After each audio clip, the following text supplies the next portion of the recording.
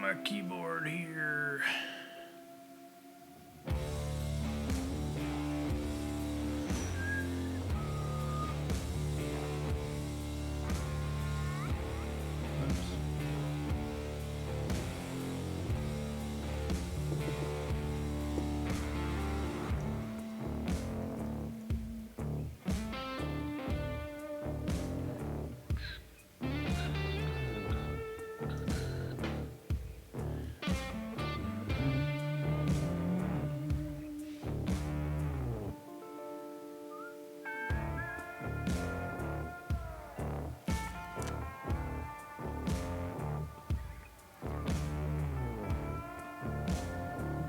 Okay, I think we're set.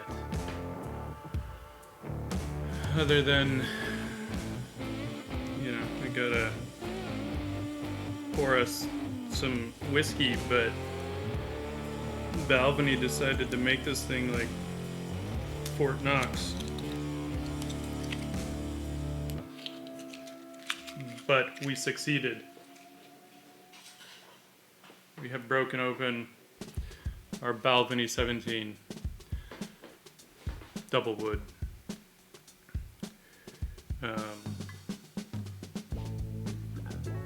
Is it a bit loud? Alright, I will turn the music down.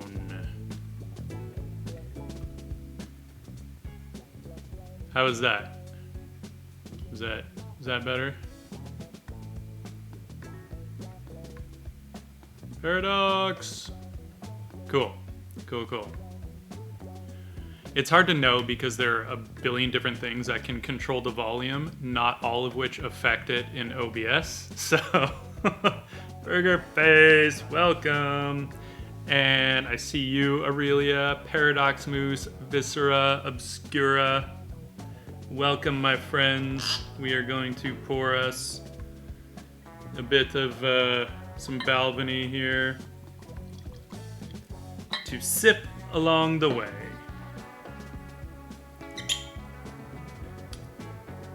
And before I forget, let's also get some water. How about that?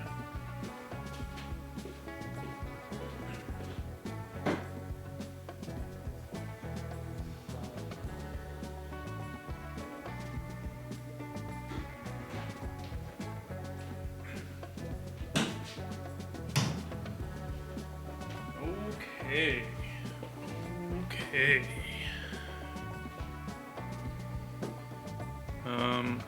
If I wanna, I'm not gonna move the ink over. I don't like crossing over when I go to dip my pen, because you never know, it could drip. And if you're bringing the pen back over and it drips on your shit, you'll cry. Well, I actually wouldn't care that much if it dripped here. I thought about doing a little bit of splatters, but we're not going to do that today. At least I don't think. Maybe. We'll see. All right. How is everyone tonight?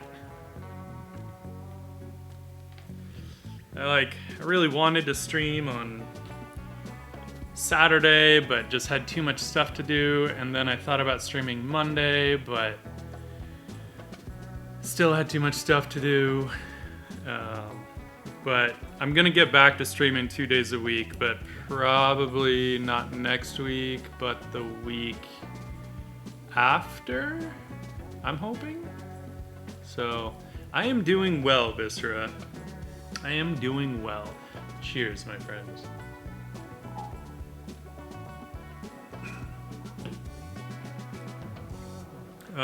Yeah, working on fun stuff, so you know, I really can't complain. I'm gonna sink down here a little bit so that we can get lower on the page, and we're just gonna jump right in.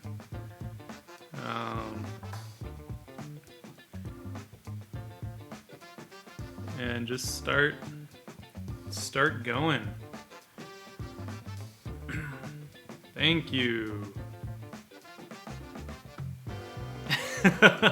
Yeah, no, I know, but it was the only time they could do their kind of like joint effort. So it's all good. He apologized that he couldn't be here tonight. I'm like, no, dude, we have stuff to do. All of us have stuff to do. So I have this great little skull that I got from Simon Lee at Lightbox Expo 2019. I love this thing. It's just great. Little reference, you know, in case I want it.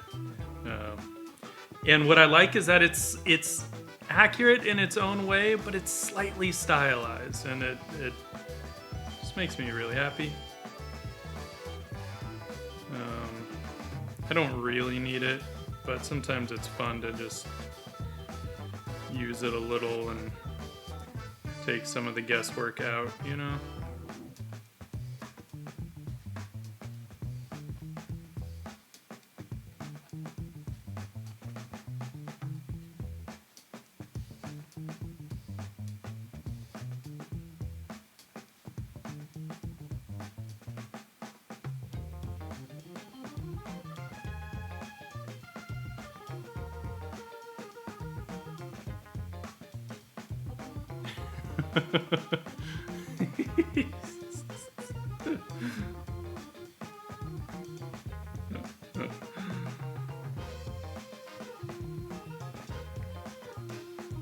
You know what, though? I love that he has really gone for it with the streaming stuff, you know? I always feel like anything that gets us as artists to just do more art is a good thing, and it has helped, you know? All the encouragement from people and all that, it's awesome. It's a good thing.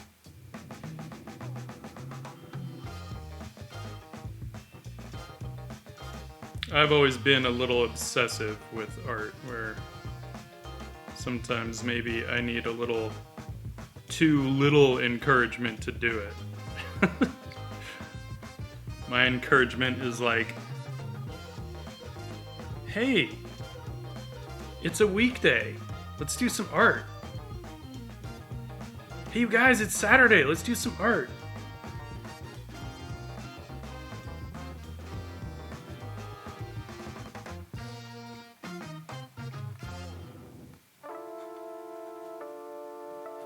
All right. That's enough for that. My fancy watch.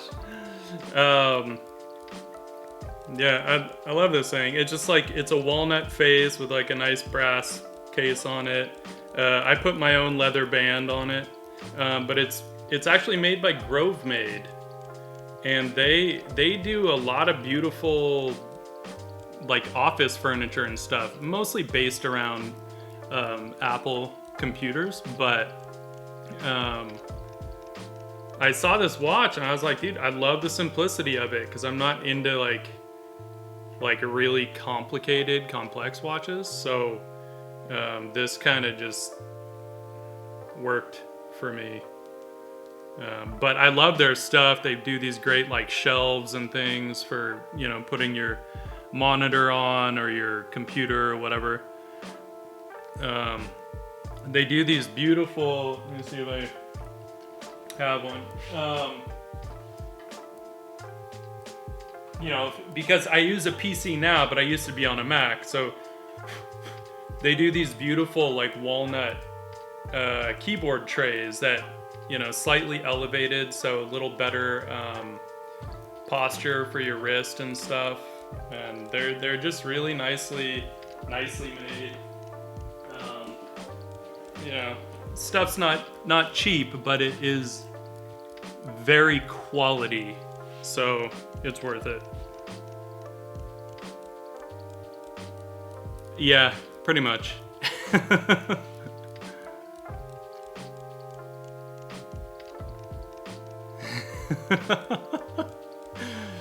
It's true, Aurelia. It is true.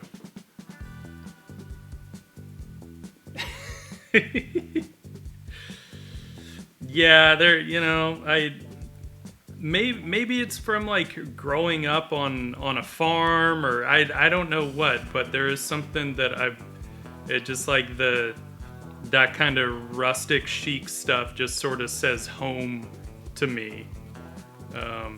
So, I have a really nice like reclaimed wood desktop that I put on my raw or oxidized iron uplift stand and stuff, and yeah,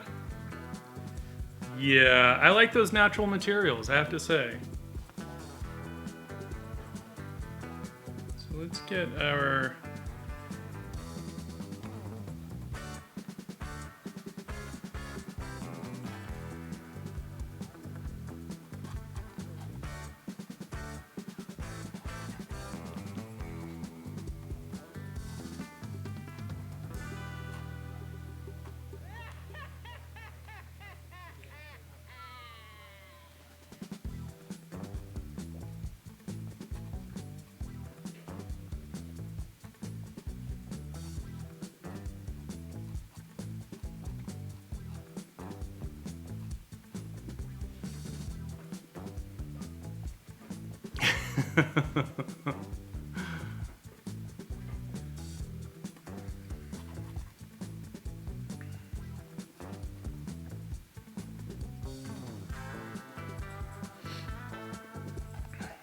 yeah, like I'm not into things when they get too like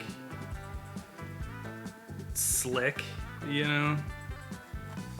Like I can appreciate some of that design, but it's not really for me.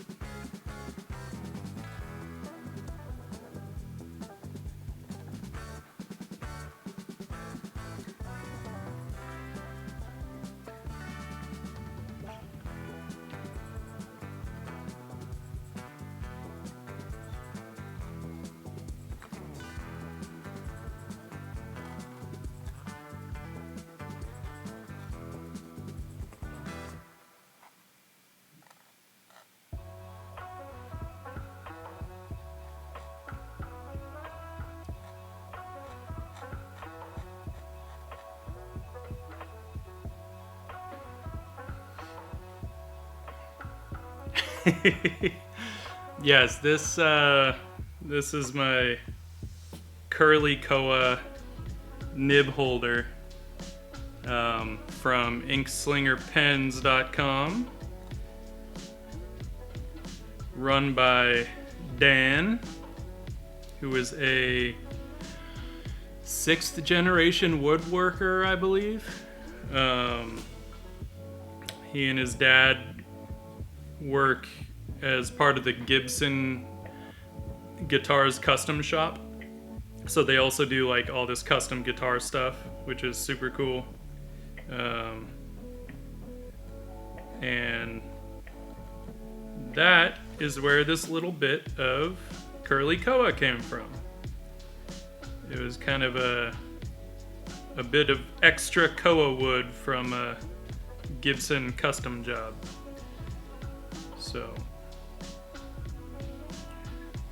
getting like some dried rose in here.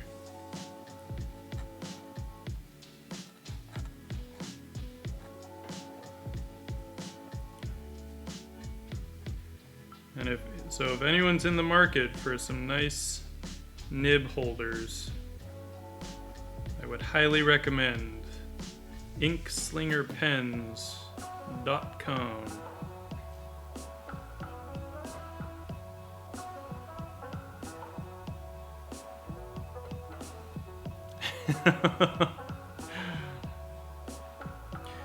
No, there are things where I'm like, oh, it'd be fun to do this myself, and then I'm like, you know what?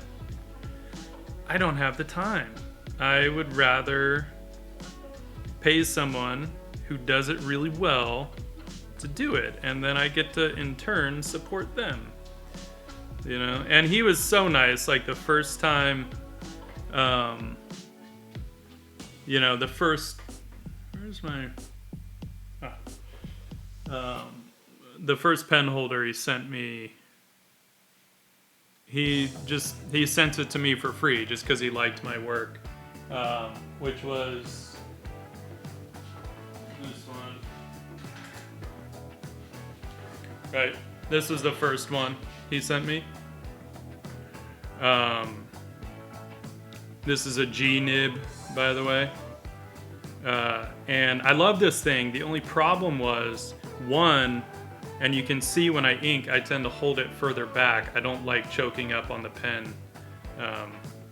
So it was a little tricky, you know, to hold it back here and have the right finesse. But two, a lot of the ink bottles that I use, namely the P.H. Martin inks, this is just a little too big to fit inside the mouth of the bottle. So I was like, shit, I can't really get in there. So I asked him, I'm like, can you make me one that is thinner that I can dip into like any ink bottle? So that's what he did. He made me this one. I still love this. Like, this is awesome. And it's good if I take ink out into like an inkwell, right? Like into my McCaffrey inkwell. Then this works fantastic. But I rarely take ink out into this. So, oh well.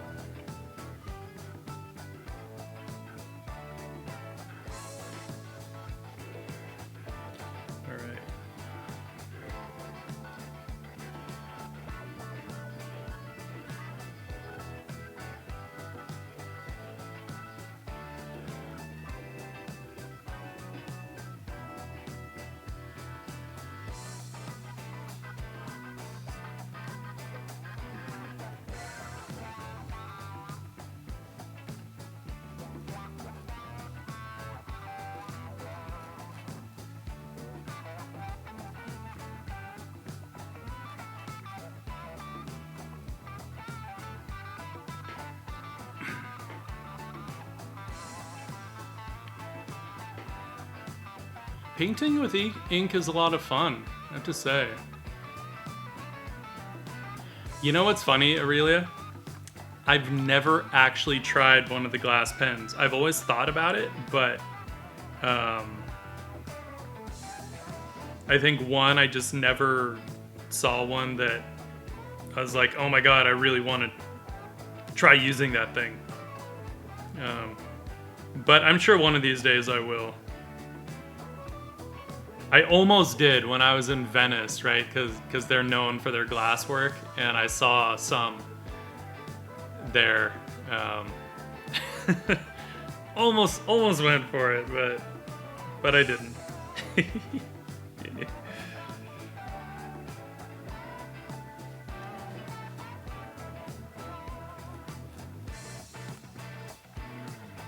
Oh, before I forget, also, we gotta make sure we continue our braid.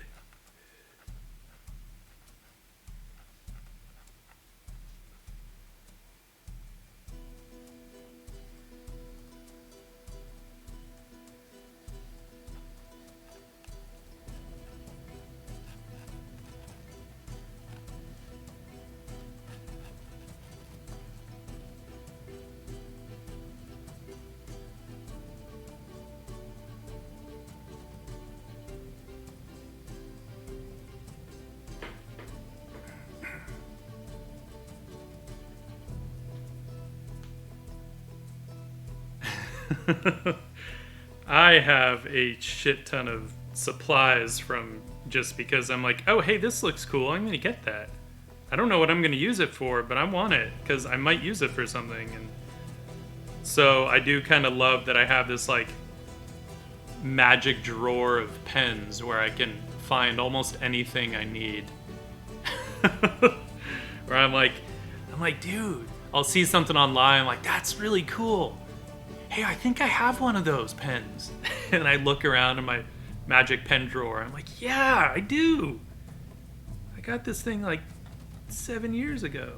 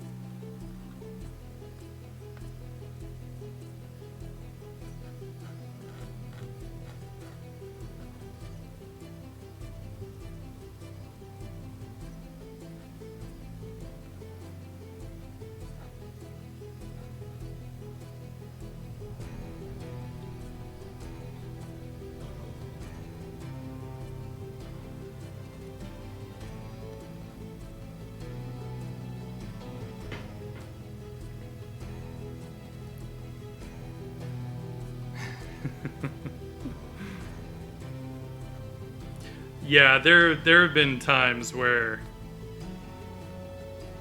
I did like buy something and then later realized I already had it. I was like, God damn it.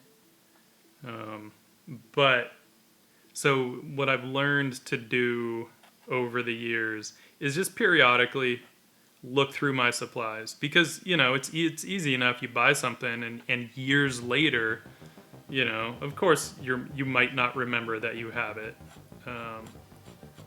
So I like to kind of periodically look through, see what kind of sketchbooks I have, see what kind of papers I have, what size papers I have, what kind of pens, what sorts of pencils. Not that I use a whole lot of pencil these days beyond Prismacolors, but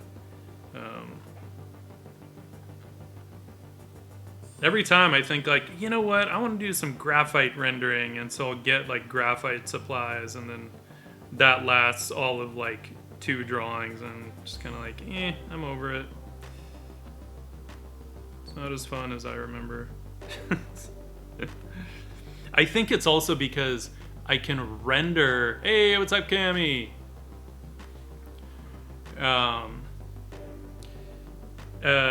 When it comes to rendering in graphite, I can get to the same level of finish. Hey, Cirksef, how's it going? I can get the same level of finish with Prismacolor in like a quarter of the time. So that's why I'm like, why would I render in graphite? Because it's like, it takes so damn long, and you have to go through all the different grades of pencil, and it's just a giant pain in the ass.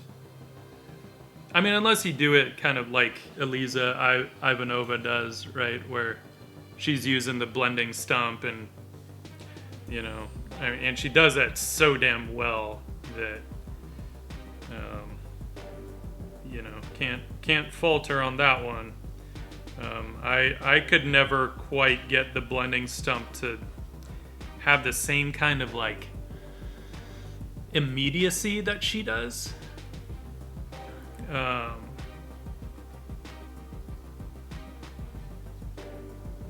And it's just so good.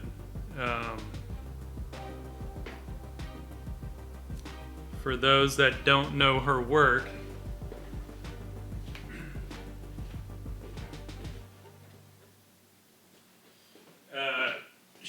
she and I did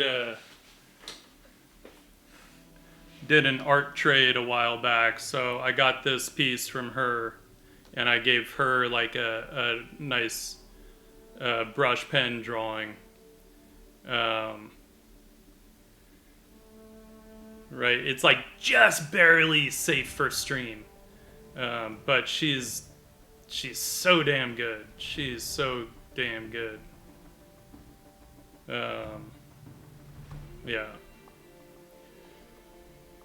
Eliza Ivanova, Eliza Ivanova.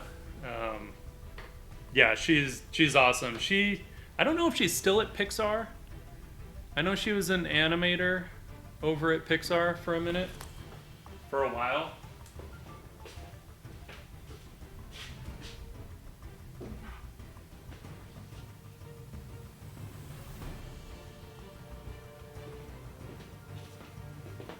So, she's amazing. She's amazing.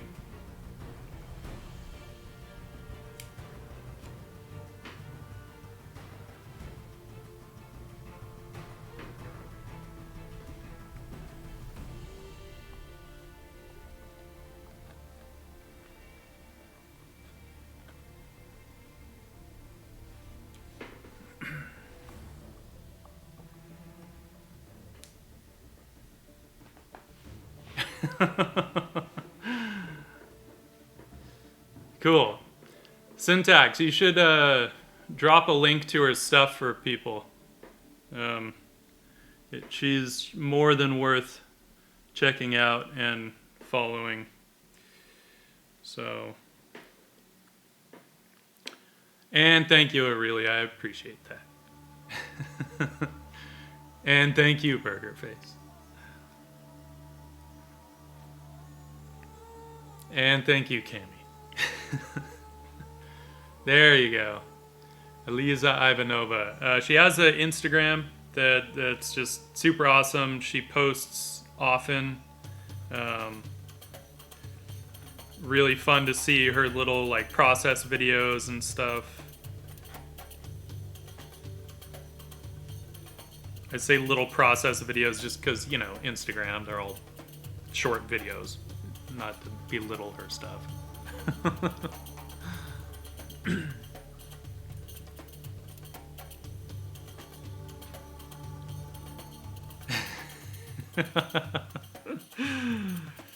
She'll be back on. She'll be back on.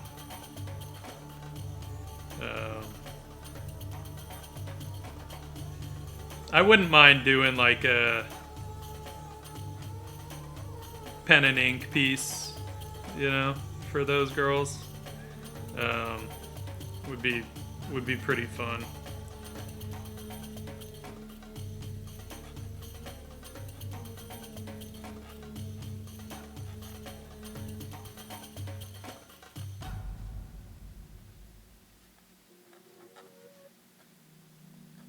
Maybe we'll get some feathers in here too.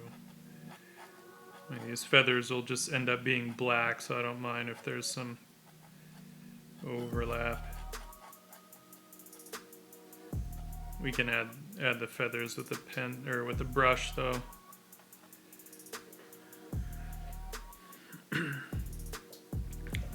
So I'm debating if I want to, you know, because I have this like bone shirt or like bone something or other drape kind of coming down the front, but I don't know if I want to like cover everything just for the sake of Twitch, and I have to kind of think about that. So again, that area I might sort of leave for off stream if I decide to you know, detail it differently.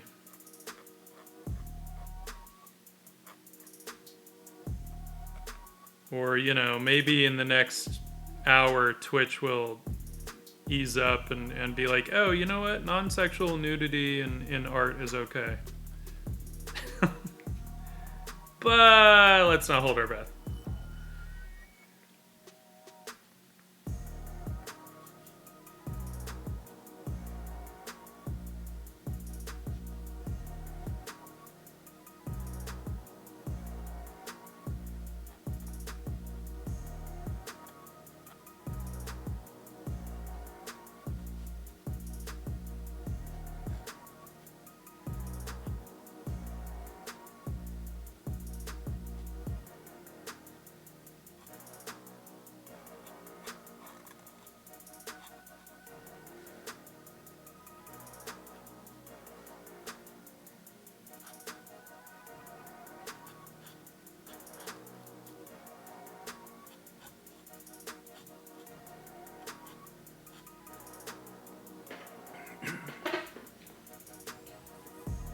Hey, Martez, how's it going, man?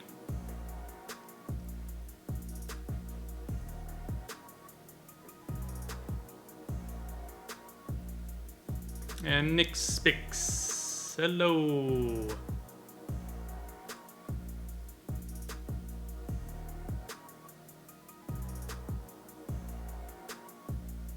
Oh, Aurelia, thank you.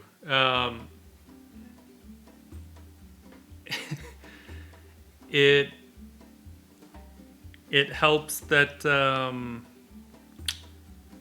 you know, tiny girlfriend has small breasts, so one could argue that I'm more familiar with small ones than I am with big ones.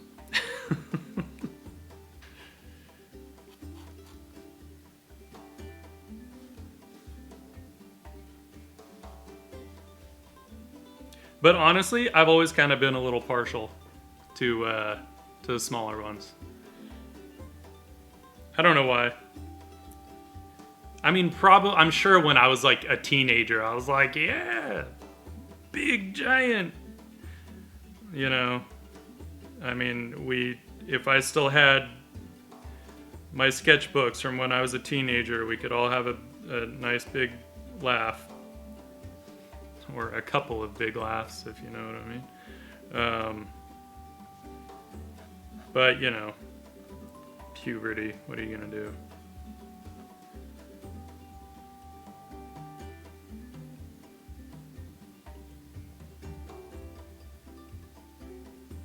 I'm debating. I always like to have all these things wrapping around. It's just fun. I don't know why. I don't know what it is about us artists. We like wrappy, you know, stringy, dangly whatevers. You know what I mean.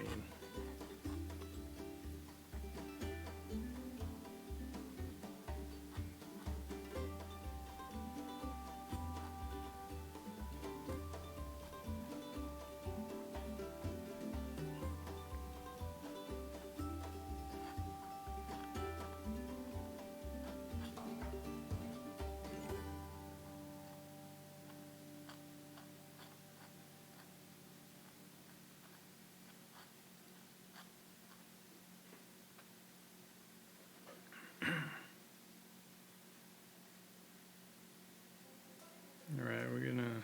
Well, I do want that bone drape down the center, though.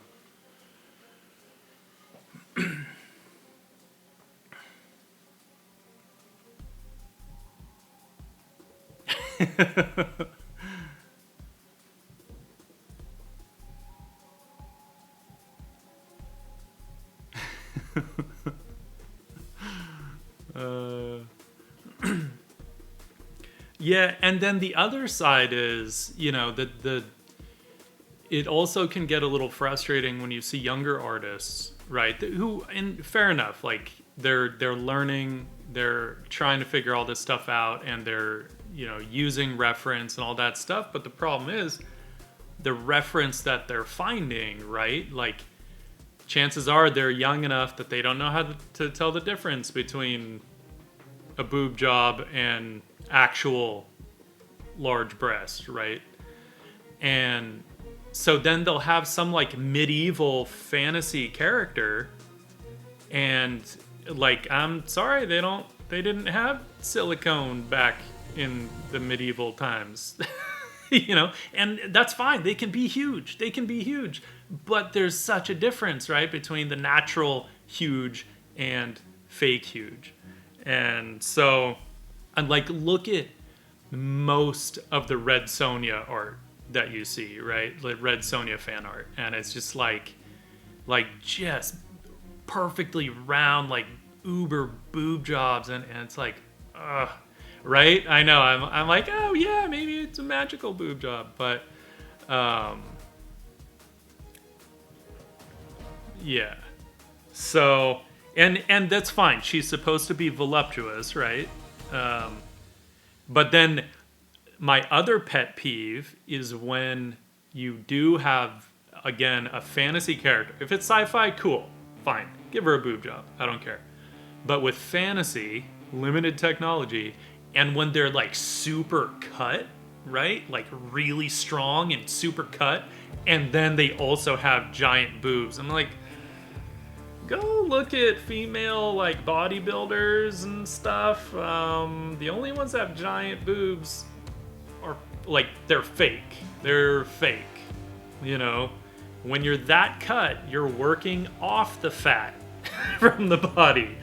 You're not gonna have giant boobs. That's why Frazetta got away with it, because his women were not all super lean, right? It worked with the way he did it. Mostly because boob jobs were not fucking everywhere when he was doing his thing. So, yeah, that's kind of one of my little or huge pet peeves, depending on how we want to look at it, right? I'm just like, oh, man. And again, I can remember when I was in like junior high and first trying to figure out, because I just discovered Adam Hughes' work. So of course, as a junior high boy, I'm like, what the fuck is this? This guy's amazing. And I didn't have the anatomical knowledge to really understand what he was doing, because he's really good at making them large but still natural looking, so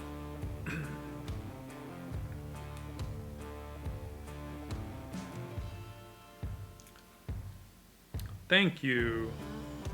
I appreciate that.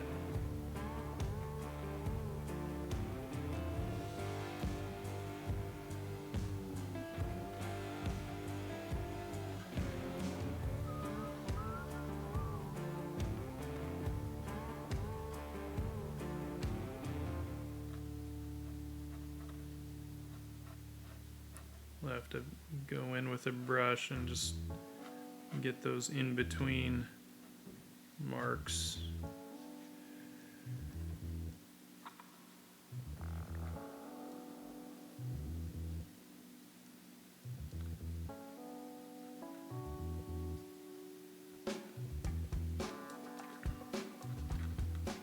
Yeah, I mean, I think it obviously depends on sort of where the artist is approaching things from, you know what I mean? And not saying like, oh well, they're right too because they're approaching it from a different standpoint. Because no, some of that shit needs to change. But like, for me, I tend to approach all this stuff from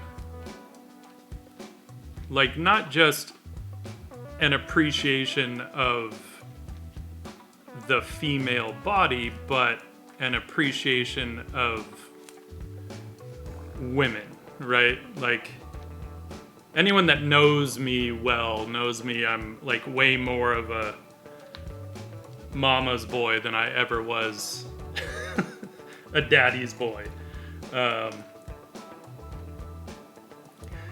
And so there's just, because, my mom's amazing. She's just like independent. She never stops pushing herself, never stops learning. Just got recognized by like the Prime Minister of India as an Indian expat that has done a lot to further the knowledge of India in other countries. She's amazing, and fucking makes me proud every day. So that's why, yes, I draw a lot of women with not much clothing on, but like I never want them to be portrayed as weak. I never want to portray them as victimized, unless it's for like a very specific story purpose. And so, I think like when approaching it from that kind of a standpoint, you just kind of end up with different art than you do, say, if you're just approaching it from like, hey, girls are hot. I can draw naked girls, so I'm gonna draw naked girls,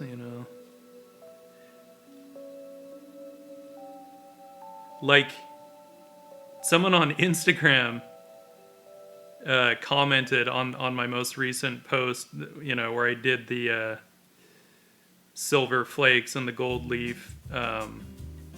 Their comment was, "It's Mila Kunis," and that was it. That was their comment, and I was like, "No, it's not. If it ended up looking like her, I'm fine with that."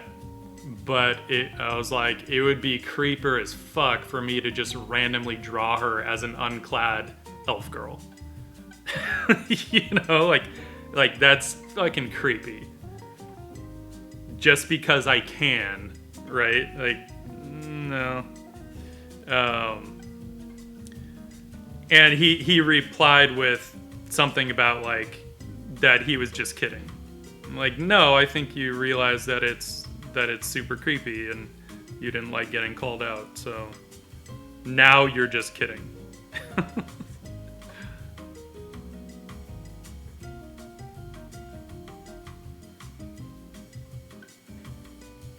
You know what? We're gonna do the brush pen. It's the same ink in my brush pen, but just better control.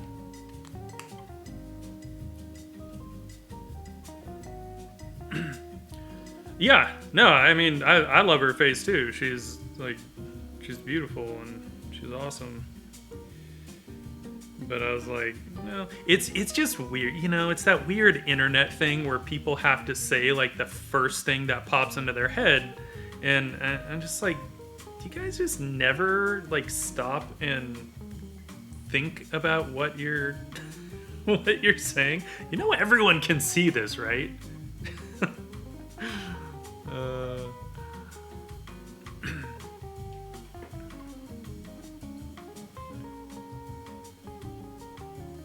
Yeah, I agree, Cammy. It's like,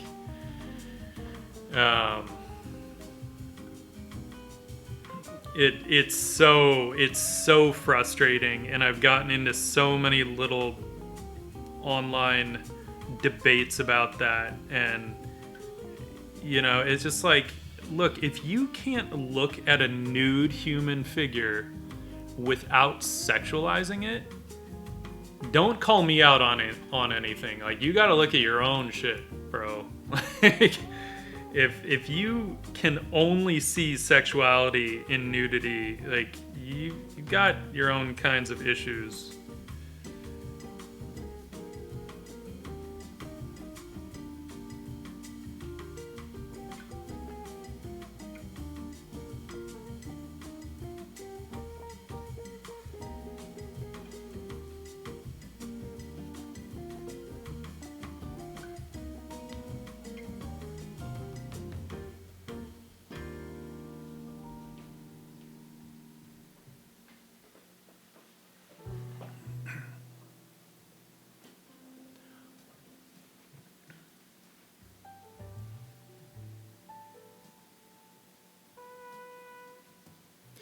I agree. Syntax. I totally agree with that. It is almost always passive aggressive, and you can tell because oftentimes that's like the only thing they say, right? There's no like explanation. There's nothing else. It's just like, you know, whatever word vomit they say. Absolutely, Aurelia. And it's, you know, we could argue that maybe it's the difference between sexuality and sensuality, but you know, I don't know. There's still ways to do it that don't have to be overt and can be still, you know, respectful to all parties involved.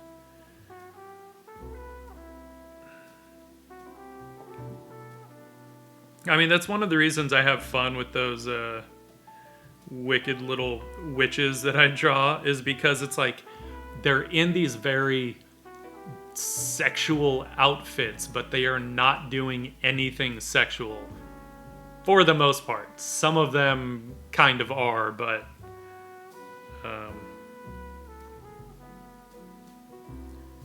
they're also very self-aware in that regard.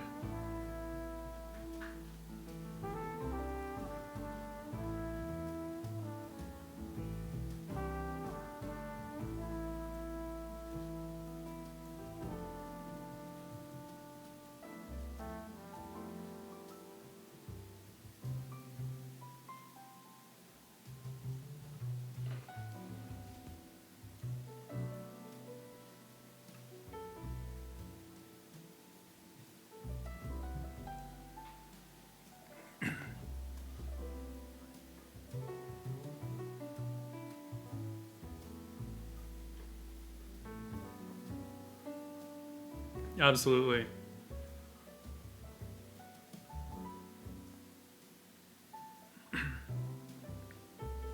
And even, even within the hardcore stuff, um, there's a right and a wrong way to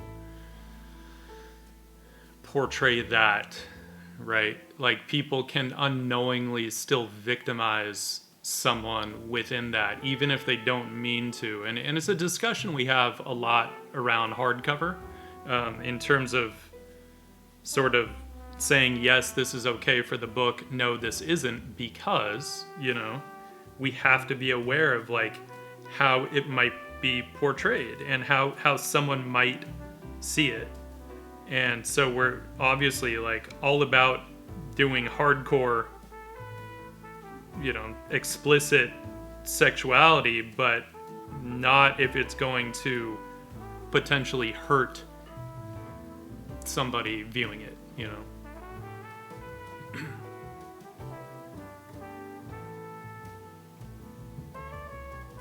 It is coming from the iPhone. This is the iPhone 12 Pro. But what I'm using Shuttercast is what I'm using for the camera, and then I'm using a power mirror to mirror it to the computer for streaming. But I noticed, I think they just updated Shuttercast, thankfully, because the last stream, it wasn't nearly this sharp. I noticed that it must have updated in the background, because when I started it up, it was like way more crisp than it was last stream. So I was like, oh, hell yeah, good. So whatever they did, I'm a fan, because it turned out dope. I think I want to get a bit more of the sort of gray tone in here, which is just that watered down India ink. I'm just kind of going through and hitting little accents where I feel like I might want them. And it's just kind of a compositional thing when I do this. It's just like, sometimes it's for separation, other times it's just to, like, for a bit of visual interest if I feel like an area is a little too blah.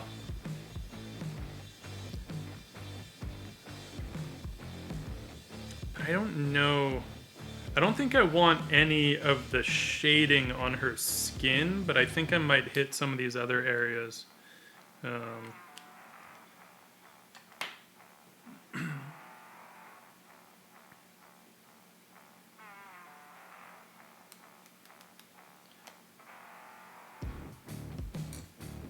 Let's keep this handy, because these pens have a tendency to want to just start flowing. So this is basically just like a 30% India ink wash, right? I just watered it down to about a 30% value. Which, by the way, if you're going to do that, start with water. I made the mistake of starting with ink, in a small jar and trying to get it down to 30%. And in the process, ended up with like 3 more jars of ink washes because I had to keep like taking some out and taking some out and taking some out. I was just like, damn it. Start with water and then work your way up to the value that you want. Super handy though. Super handy to just have in these water pens, that I can refill kind of anytime.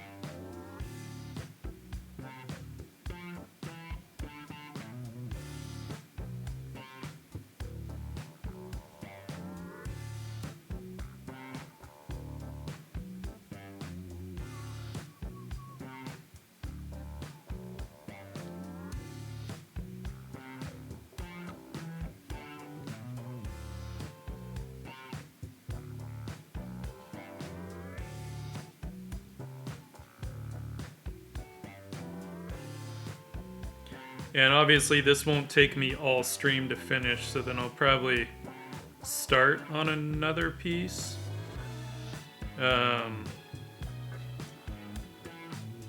After this.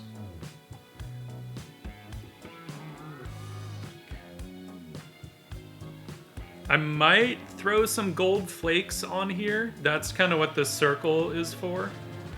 Sort of me debating if I want to do that. I feel like it'd be pretty rad with it. So as a possibility, we might get into that. Could be kind of fun.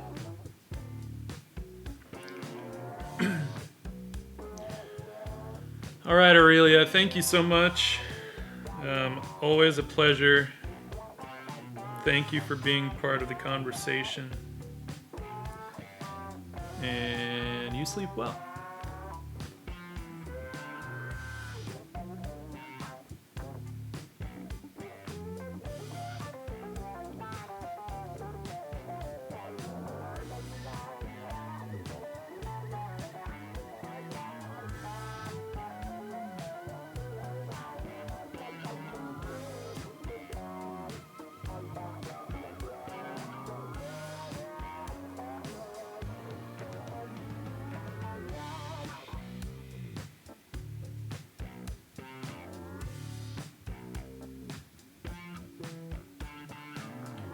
I am going to bring some metallic inks into it, though, as well, I think. I just haven't decided, like, what color. And I might bring a little bit of watercolor in for some blushes of color, potentially. Gonna let that dry and get rid of the pencil. Let me grab my watercolors just in case.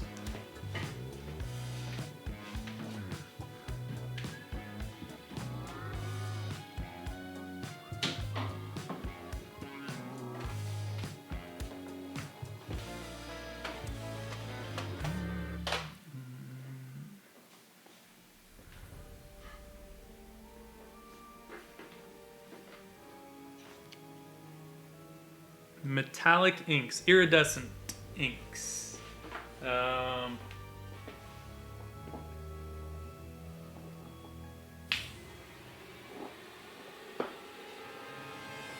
have some iridescence. I don't know that I'll do...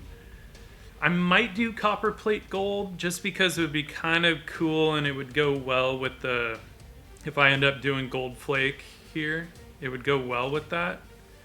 So I might do some of this, but I'm debating if I can use the iridescent black anywhere too, like that, like maybe even just in the black of the hair, just doing like some beads where it would just, if it catches light at the right angle, it would shimmer, which would be kind of rad as well. And come on, iridescent black, like that's just cool. So gotta shake these bad boys up. No, these are P.H. Martin, Dr. P.H. Martin's. So they do this whole line of iridescent India inks, which is super cool. Although this is not classified as an India ink. Not one of these was. Shimmering interference waterproof colors. Light fast, non-fading for calligraphy, rubber stamping, and airbrush. I wouldn't put these in an airbrush personally. I feel like they just dry too fast. I'd be so afraid of gumming my shit up. But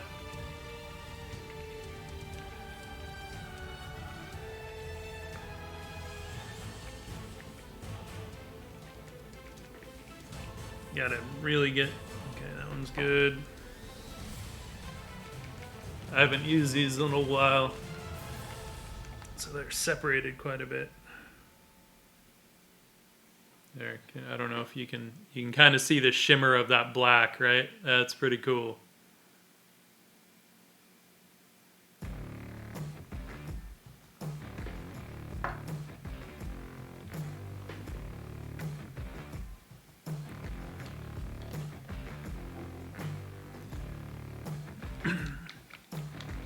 So the other one is this nickel, which is pretty rad as well. It's like almost like a warm silver.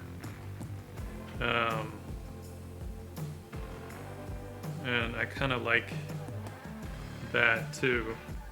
I don't know.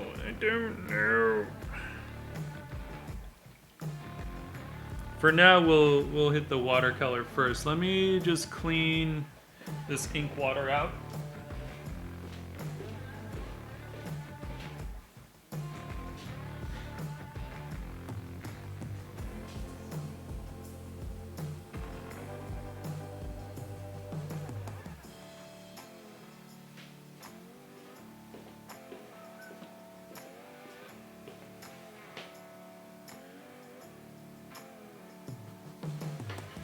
Shane, what's up, brother? I enjoyed your history lesson today, by the way.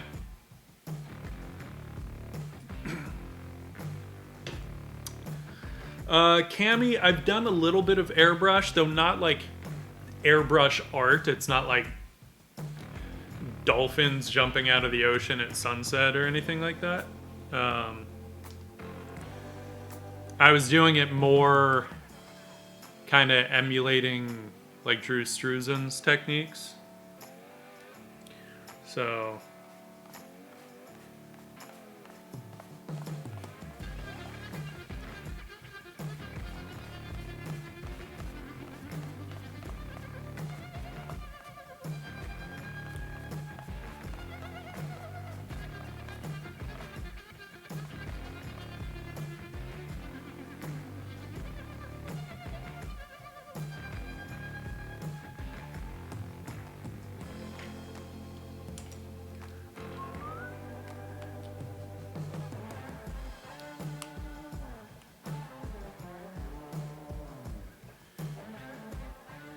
Shane, she does mean business.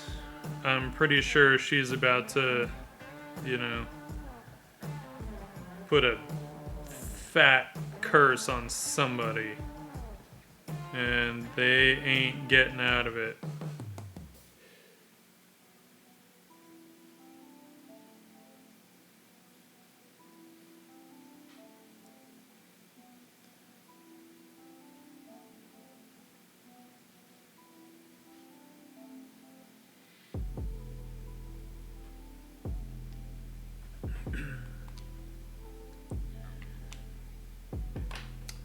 Little bit of watercolor. This is just gonna be for like some blush of color.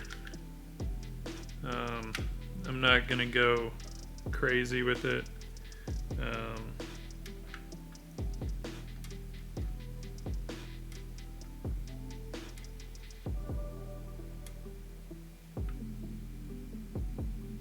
By the way, I rarely clean my palette. I find I can usually just reuse the colors in one way or another.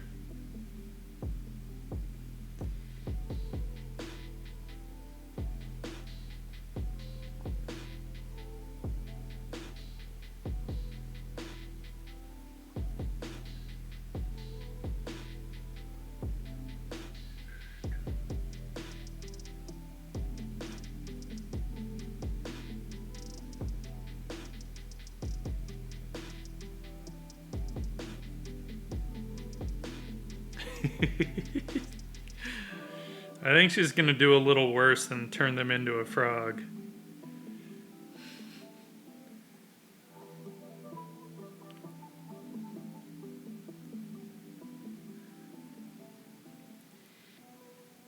I'm pretty sure their great grandchildren are gonna feel it.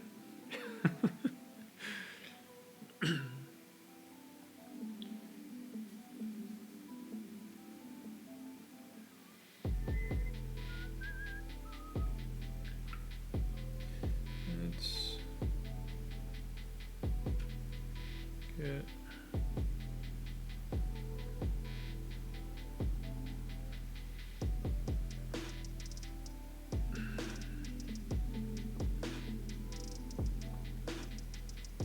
I just thought about how they used to back in the day. I mean, we're talking ancient Egypt and India, how they used to dye their fingertips with henna. You know, it was kind of a traditional mark of sort of beauty that they would do. And it would be like their fingertips would be dyed, and then their fingernails would be like even darker. So I kind of like that idea.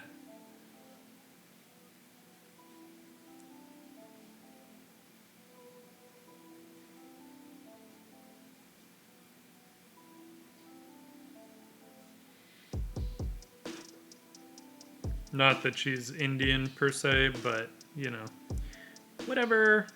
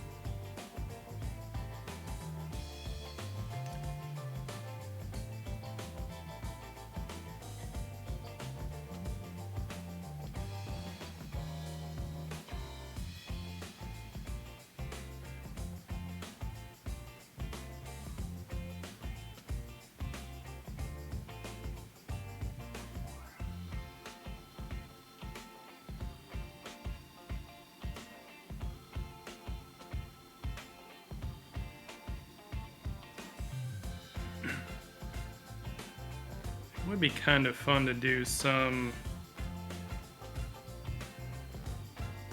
kind of designs. Shit, I wasn't gonna go that crazy with it, but it might be kind of fun. In which case I need...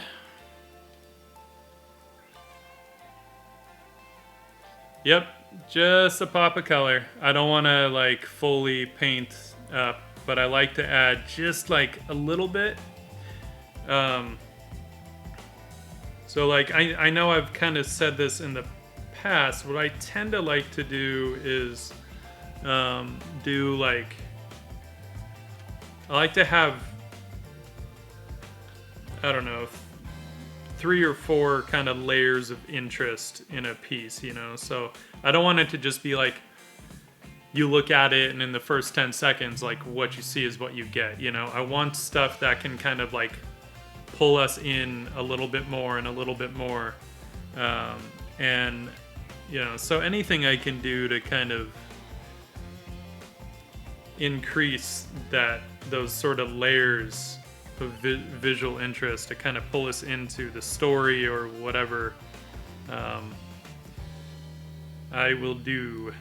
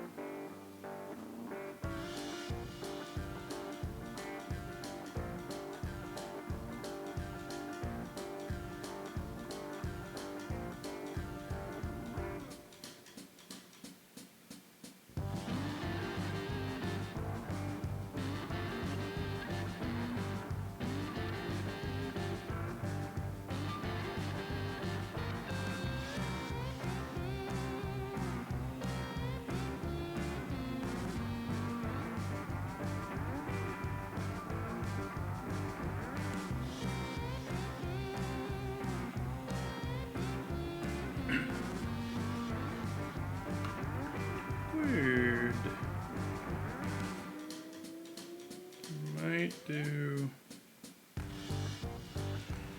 Oh, let's see. A little bit of manganese.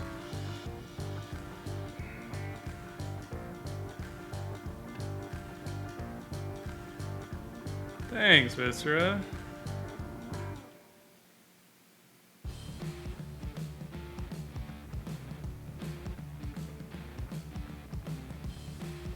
Again, I just want to keep things subtle. I'm not like wanting to turn this into a full color piece, you know?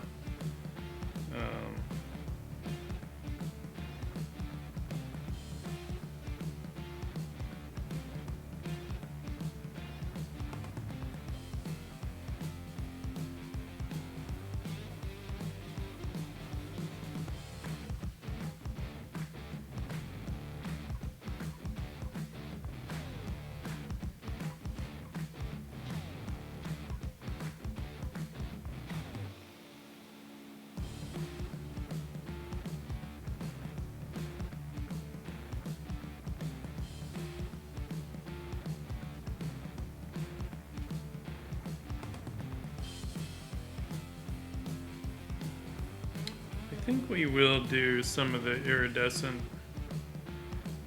gold. I think.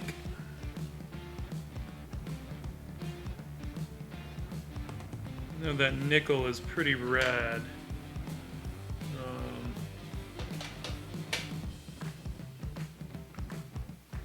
Let's see.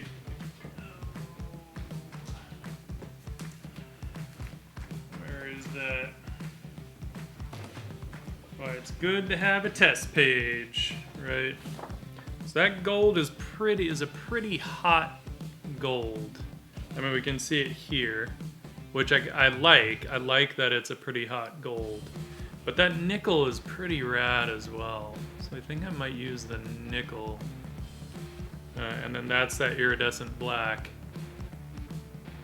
Right. It's pretty cool. So I do want to use some of the iridescent black, again, as like beads like within the black of her hair. I think that'll be cool. Maybe we'll do that first. And then bring in our nickel. And then I will have decided if I want to... I may not get into the gold flakes on stream. I have to be like careful unless I want them to just fucking go everywhere, because those things, the slightest little like puff of anything and they'll just like whoosh, scatter.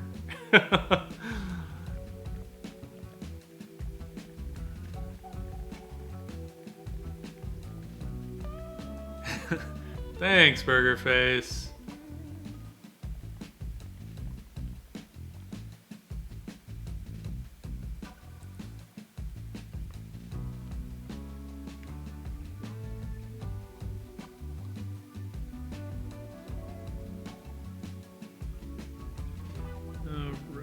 Let's see here.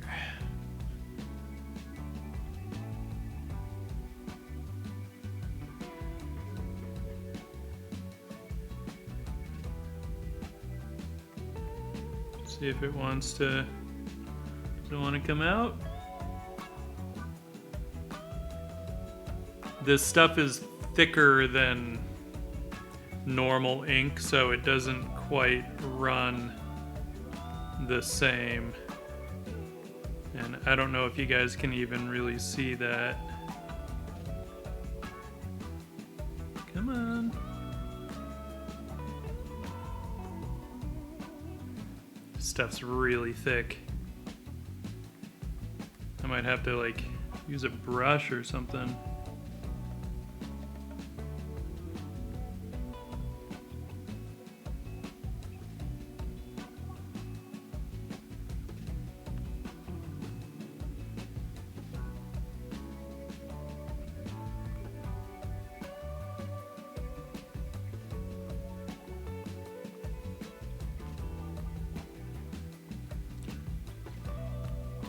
Once that dries, it should be kind of cool.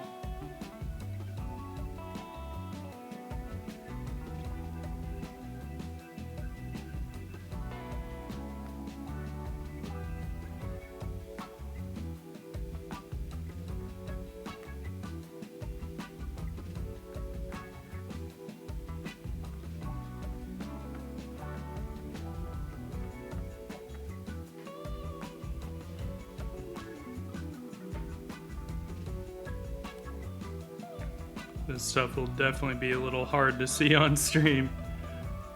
So we'll have to get into the nickel here pretty soon.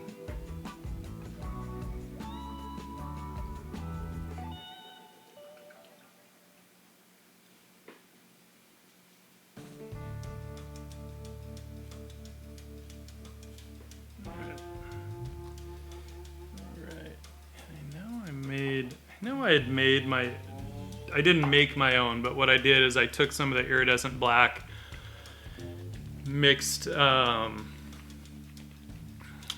of the nickel with it just to make it a little more iridescent. I'm just not sure where I put it.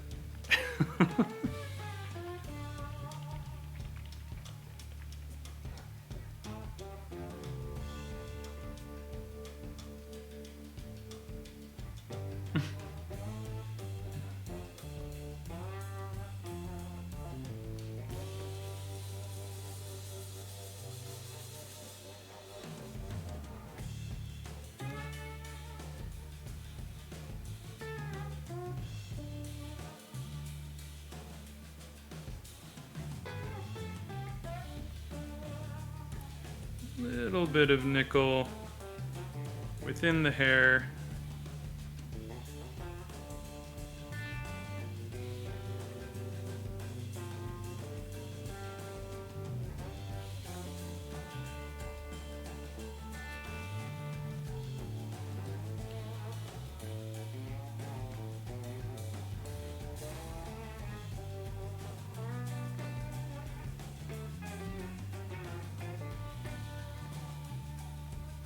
And this is the kind of thing, I mean, you know, it doesn't show up great even in pictures unless you really light it properly, but it really, like, pops with the original.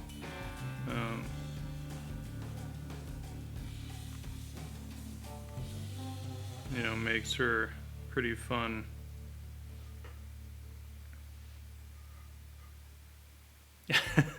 Oh yeah, you always got to make sure that those things are tight, because that would suck to get waterproof ink everywhere.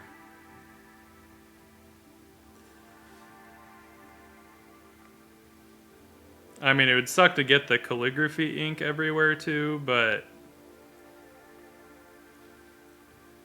luckily I have laminate flooring, so it would clean up pretty easily with the calligraphy stuff, but the waterproof stuff would be a challenge.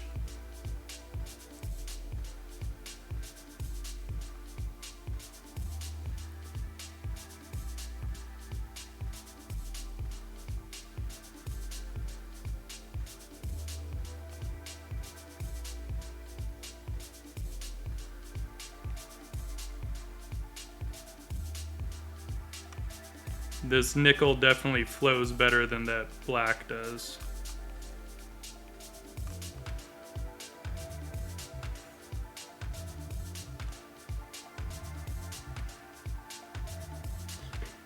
Let me check really quick, actually. I might have...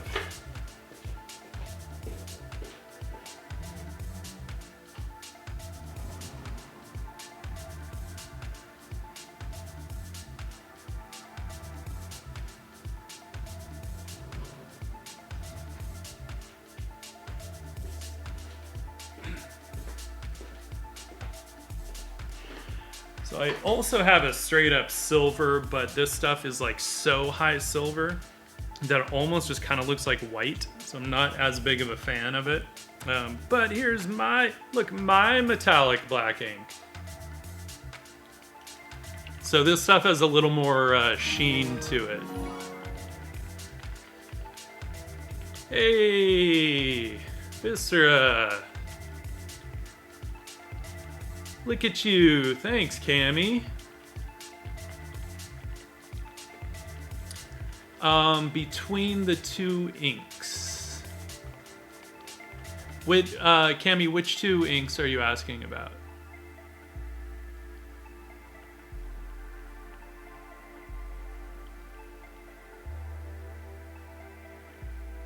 Oh, Viscera, going to the Wayback Machine, huh?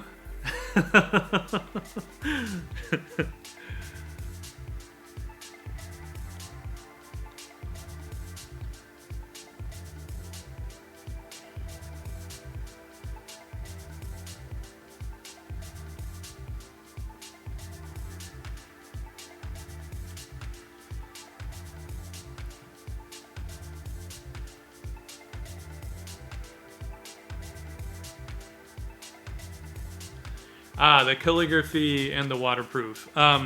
Calligraphy ink one is made for fountain pens, right? So it's much more watery. It has beautiful flow, and so typically it's not waterproof, right? It's very unwaterproof.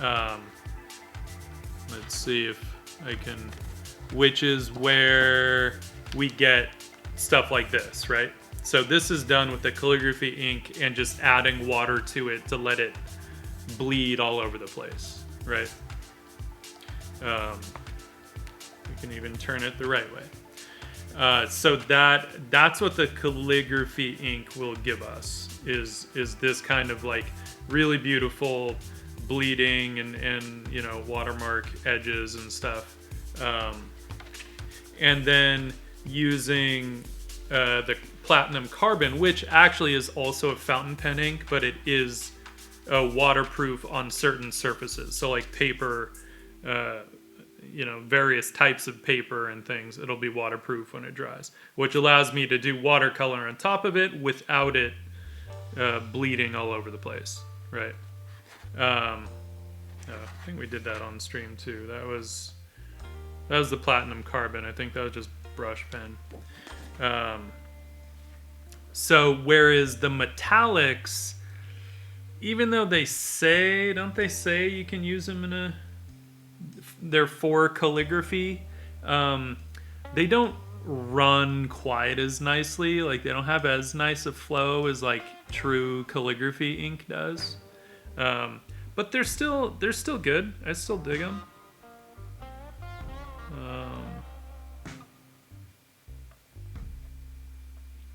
And they are also waterproof. Typically, like if I want something to like be super waterproof, I will use an India ink because that shit just doesn't go anywhere when it dries.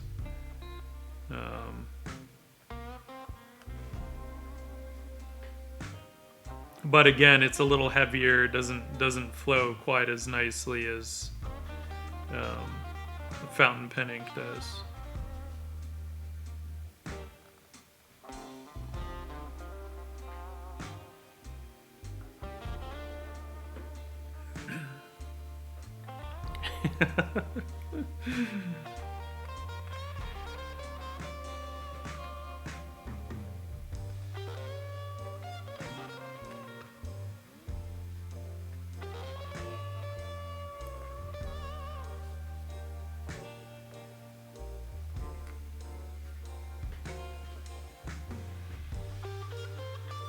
Yeah, so I don't know how much of this is really showing up on the stream.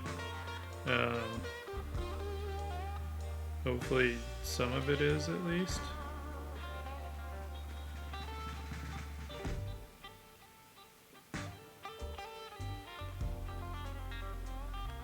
But we might switch over to another piece. I was actually kind of like feeling in the mood to do some kind of a orc, actually. I do enjoy drawing orcs from time to time.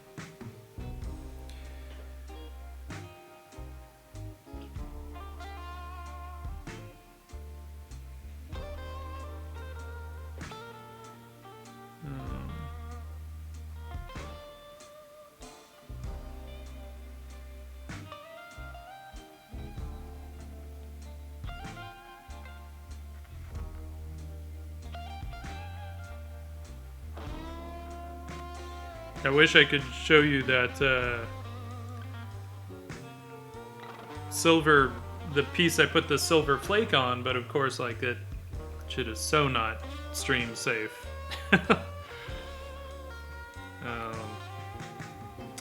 Unfortunately.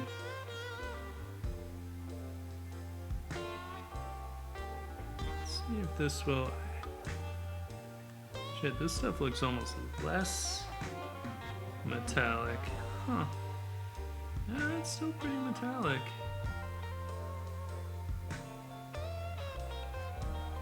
We'll see. I'll have to let that dry.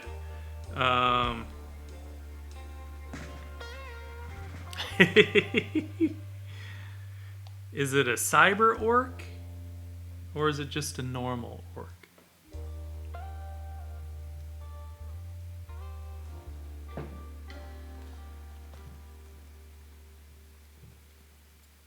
Can you guys see any of the shimmer at all?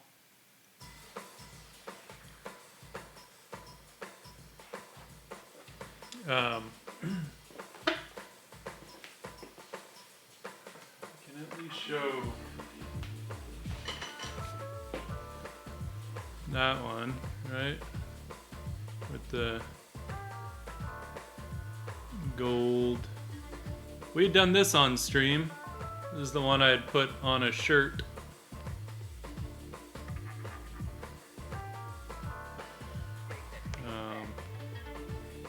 So it was pretty fun. Fun. Come on, there. Whee.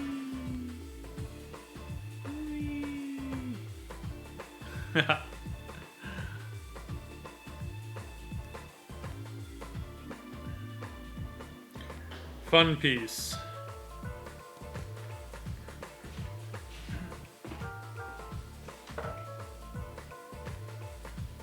And I want to get back to oil painting soon as well.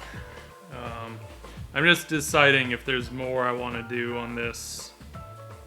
I don't really think there is. Like I said, I think with I want to put the gold flake, so not the leaf like the piece I just showed you, but gold flake like that other piece has silver flake, right? Just because I like the texture, but I think I need to do that off stream so that I can focus and not get gold flake all over my fucking apartment.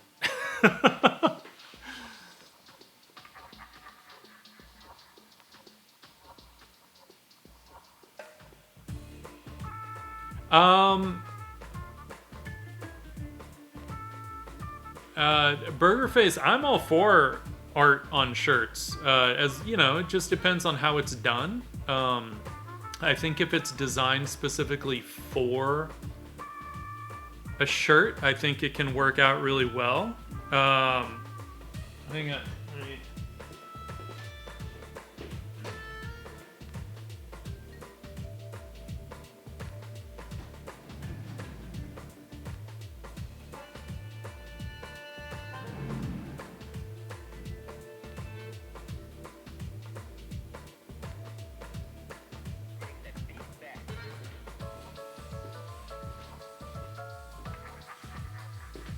Just to make sure I don't get, like, you know, ink all over.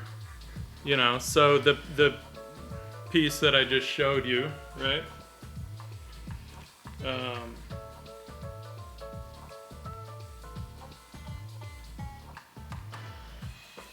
You know, so I designed this with the shirt in mind. And, you know, I love how it turned out. I love wearing this thing. But mostly, like, I was designing a shirt that I wanted. And then I was kind of like, well, I'll let other people get it too if they want. You know, but first and foremost is like, I'm tired of trying to look for shirts that I like. I might as well just make my own. So that's what I did. Yeah. Yeah.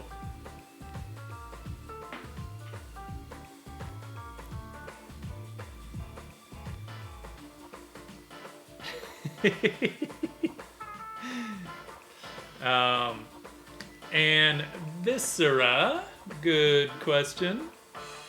Let's first get. I promise we won't just be looking at the cover of the sketchbook. I have to be careful because there's some like not safe for stream stuff in there. So,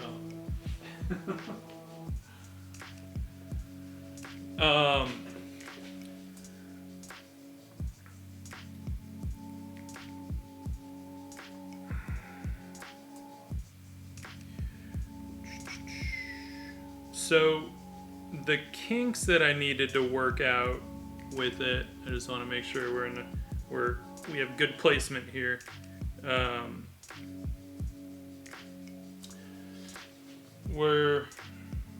on. Are we on? Weird. Anyway, we're the glue, right? So the glue, with how watery the glue is, that so this is the stuff that I'm using right now for the adhesive, for the flake. And with how watery this stuff is, I thought it would settle flatter than it does, but it actually, like, when you brush it on, it'll kind of keep whatever ridges. Now, you can water it down a bit, so I'm gonna have to try doing that. But then I also want to try with a different brush, sort of dabbing it on in places to get a different kind of texture. Because the flake and the leaf will just pick up whatever fucking texture the glue has. I could burnish the glue down as well. So I gotta kind of do some tests on it and see. But Cami, technically, that's an army green shirt. So it's like a sort of very warm green. I love that color. So I think I'm gonna bounce over and work on this orc. I'd kind of just roughed it in already. We're gonna bounce over to the moleskin.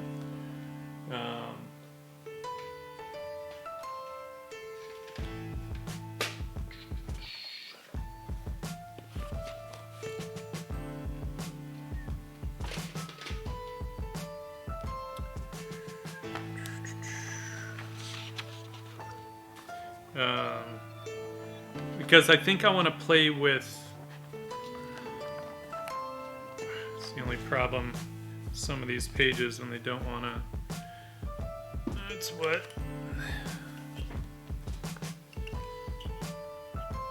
Our clip is for.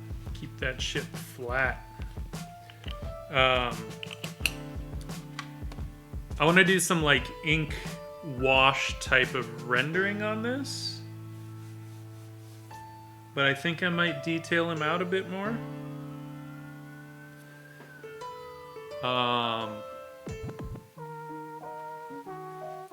Let's re-expose this a bit. It's weird how much that's catching the light. That slight. I'm gonna do this. And keep. Grab it at the bottom. Maybe? That might get in the way of my hand. Whatever. Just gonna make my life a pain, aren't you, sketchbook? Alright. Anyway. We're back.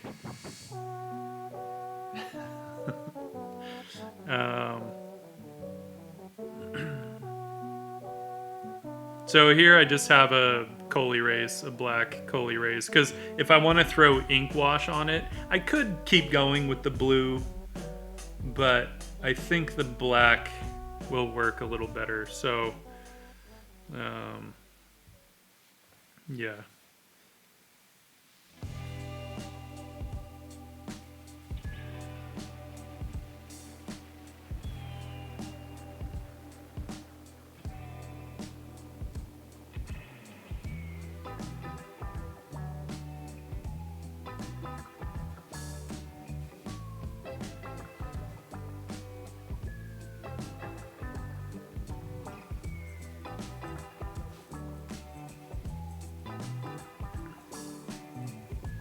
And as always, any questions are welcome questions.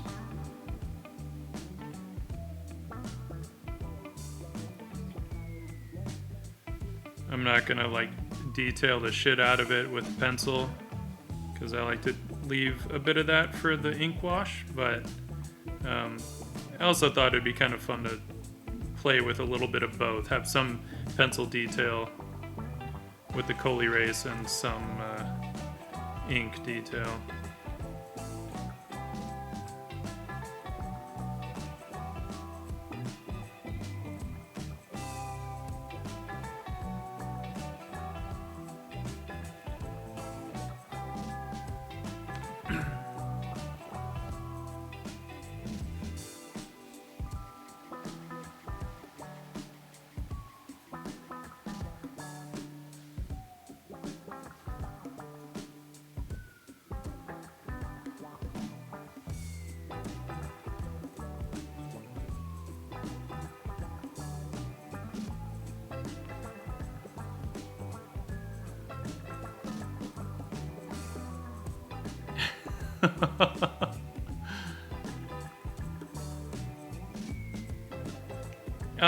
Yeah, Viscera, it's also just a matter of I like the kind of waxiness of it. I think because I draw so much with Prismacolor Premier pencils that I like the waxiness of this one. Wait, who followed? I can't see the thingy, the new MC Art. Welcome.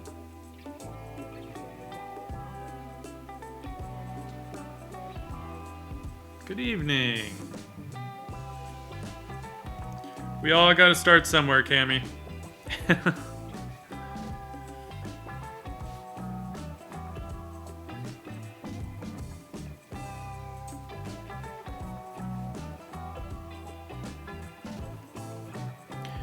The other thing, Viscera, though, even within Calligraphy, the different colors will have different. Some of them are softer than others. This one is a little harder than the blue that I'd started with, right? I like the blue. I like the purple a lot. I prefer it if they're not too hard.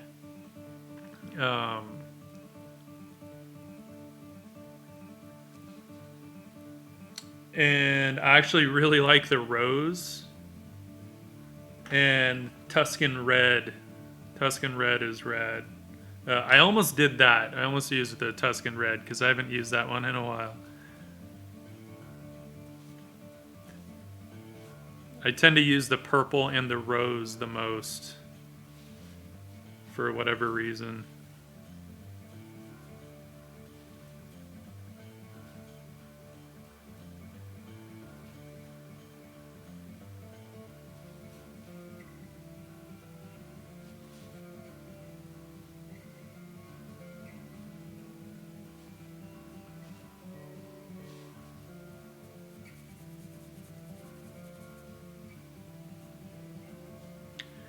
The other thing is graphite. It just smudges so easily.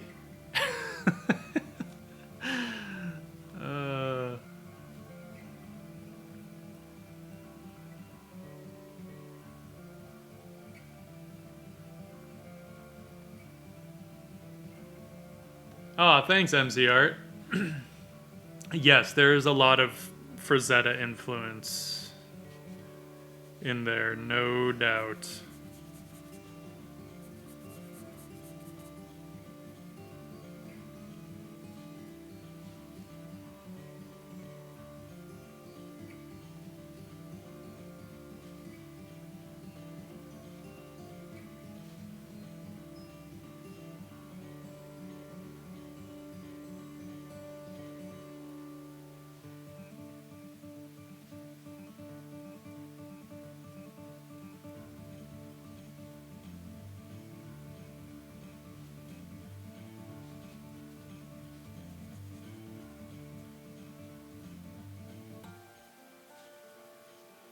Yeah, I think I found Frazetta's work I don't know, I was in high school when I kind of learned who he was, and it just like blew my mind. I think it was right out of high school, maybe. And I'd seen it, but I think I hadn't really thought to find out who it was, right? When we would go to the music store and they had like all the Molly Hatchet albums on the wall, right? Death Dealer and some of the Conan stuff that they used. And I would always look at those things. It's like, oh, that stuff's so cool.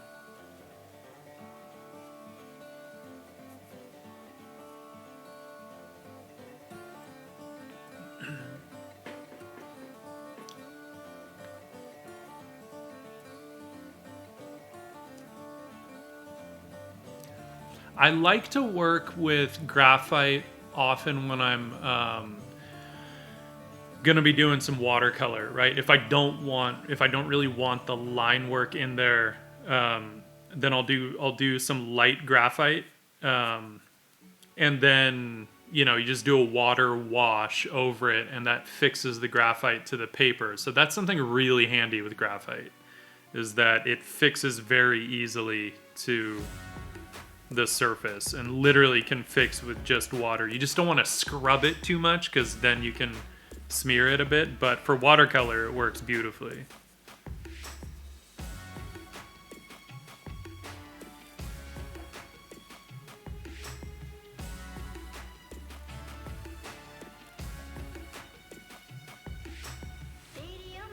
And yeah, if you're gonna do some like ink wash kind of stuff, again, of course, it works great for that.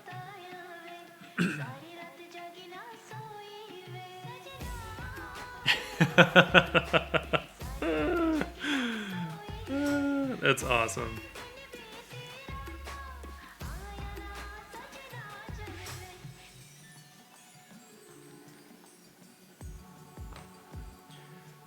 Yeah, high school for me was in the 90s.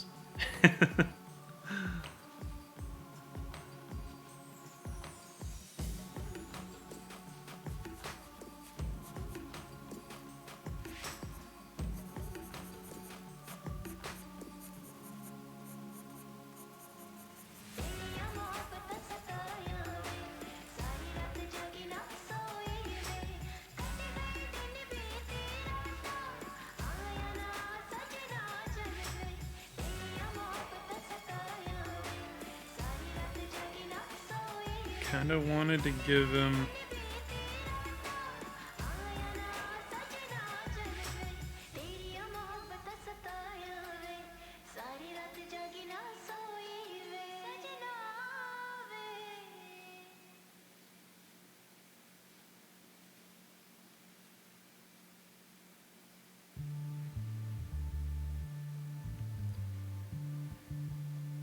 Much of my influence with orcs came from like old Warhammer stuff. So there's still like aesthetics from there that I tend to like to use. All the piercings and whatnot.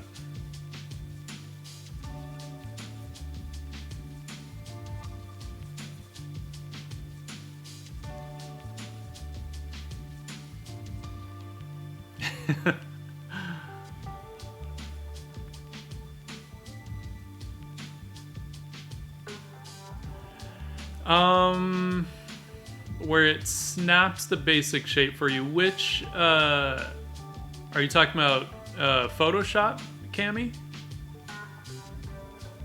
Or are you talking about Procreate? Which... Because it kind of depends. Like, there are times... like, I'll use the snap feature in Procreate, like, for ellipses and straight lines. But it also depends on how perfect I actually want those to be. I don't think there's anything wrong with using that stuff at all. It just kind of depends on the look that you want. There are times that you need something to be very, very precise. But sometimes you might not want that. So I think it sort of depends on what you're going for.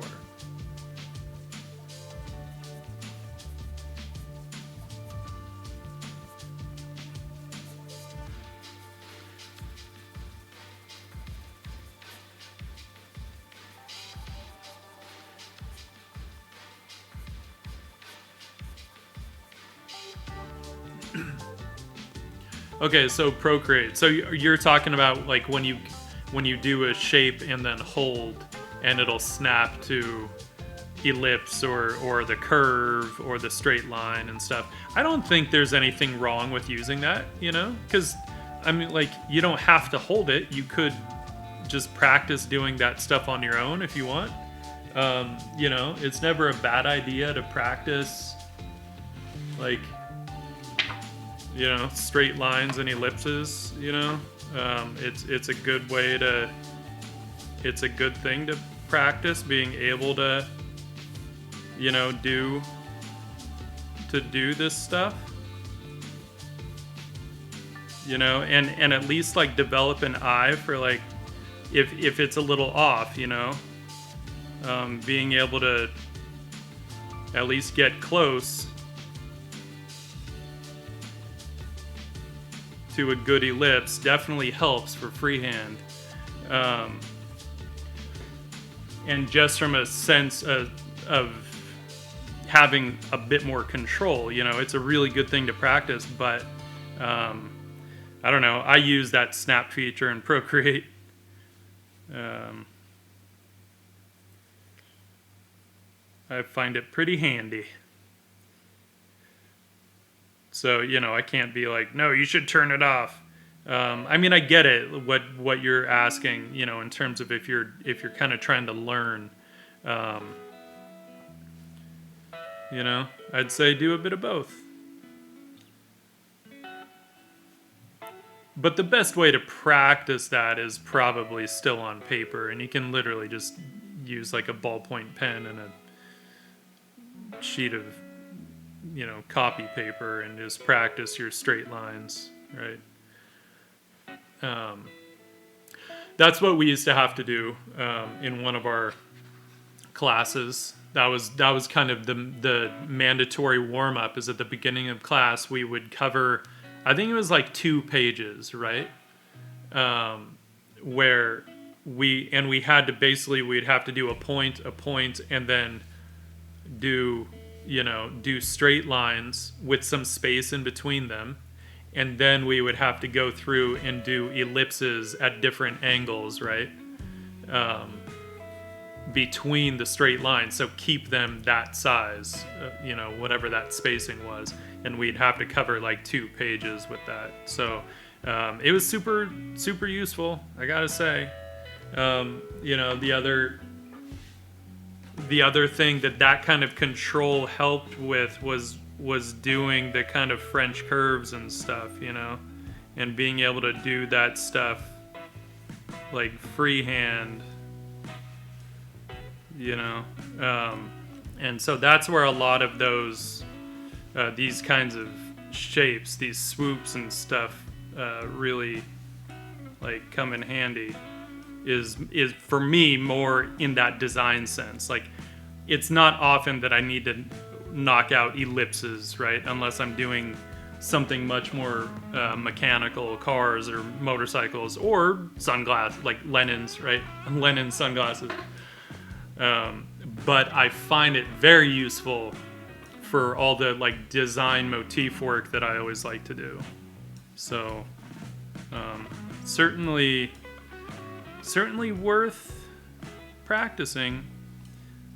I will say that.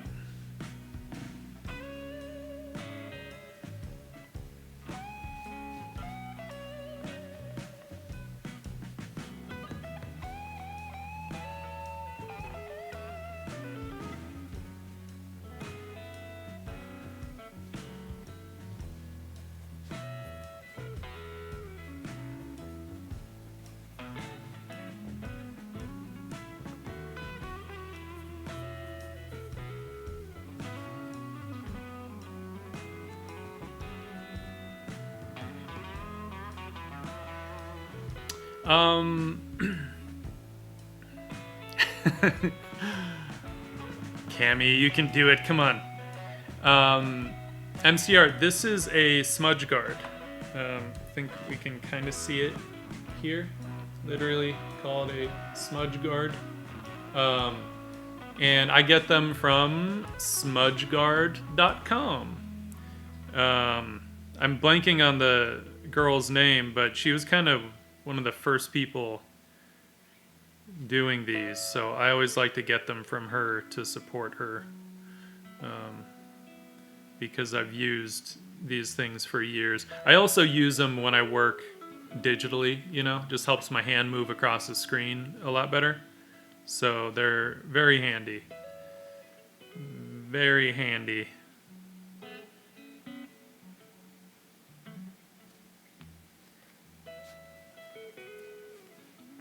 Alright, let's get... Just want to figure out some of these shapes a little bit more. Like I said, I don't want to actually detail the hell out of this entire thing in pencil. I just want to get some of the details in here.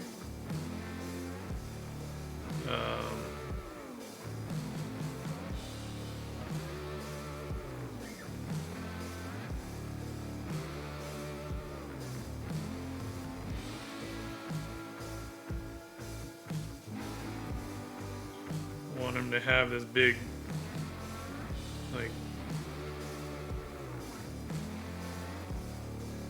chain.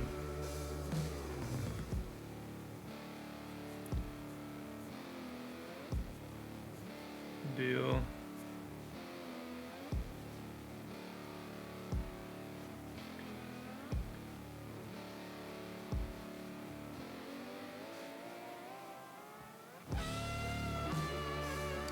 Has anybody read any good books lately? I'm always kind of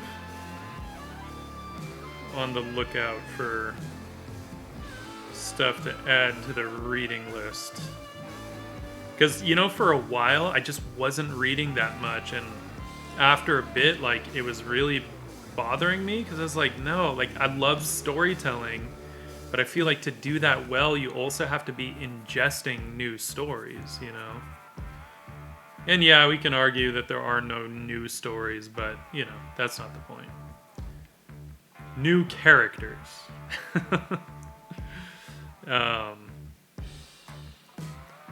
So I have gotten back into the habit of reading every night, which makes me very happy. So if anybody has good books, I've been on a fantasy tear lately, but I'm not, strictly dedicated to that.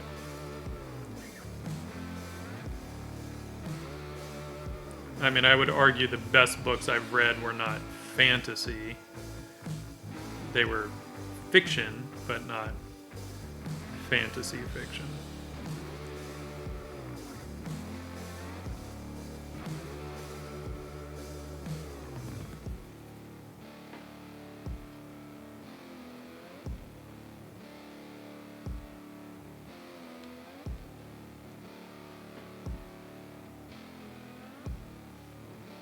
And Cammy, honestly, like, I'll read,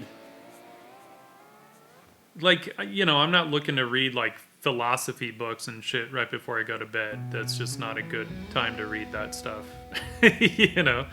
But, like, any kind of fiction, I've been reading different books that my girlfriend recommends, because I realized, like, I was mostly just reading, like, male authors. I mean, of course, the industry is dominated by male authors, but she predominantly reads female authors, like, specifically looks for female authors. So I was like, oh, I want to read some of that stuff, So, like, I've gotten really into the stuff that Sarah J. Maas has written.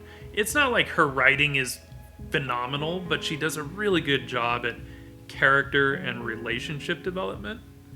And I super appreciate that. and made me kind of realize like how much the male authors just focus on like world building and magic systems. You know, it's like it's all the technical shit, and it doesn't necessarily make for a good story when at the end of the day what we care about are characters, right? Good world building is cool, but that only gets you so far if your characters are just kind of blah. So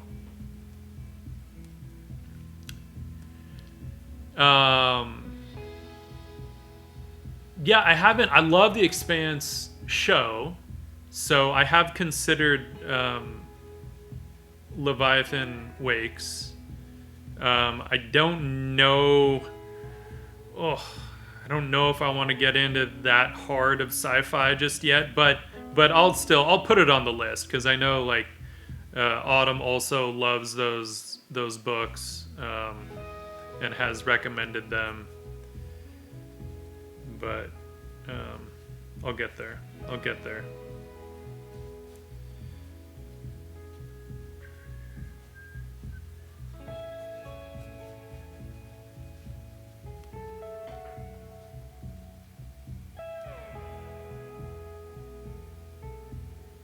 I read Syntax. I think I read the first book of the Dresden Files, and actually liked the show. I thought the show, you know, like it was fun.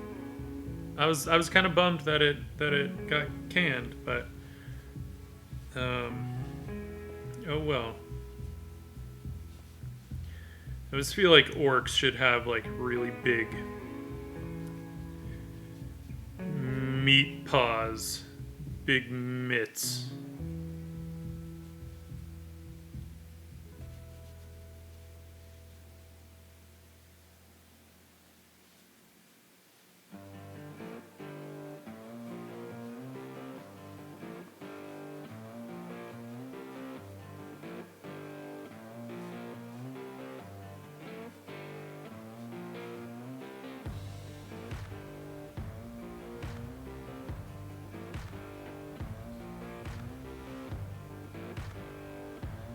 Hey, MC Art, thanks so much for popping by, man. I appreciate that.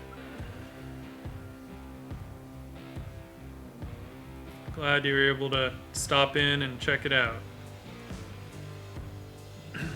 And thank you for the follow.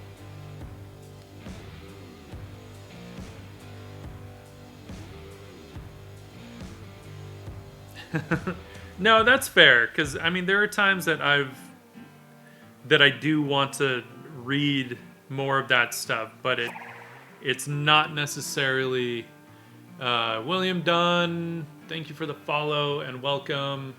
What is Cammy sending me? Cool. I forgot to turn the notifications off. I should do that. Hang on. Hang on. Let's see if we can do this. Oh, I can't show my shit on screen there. There we go.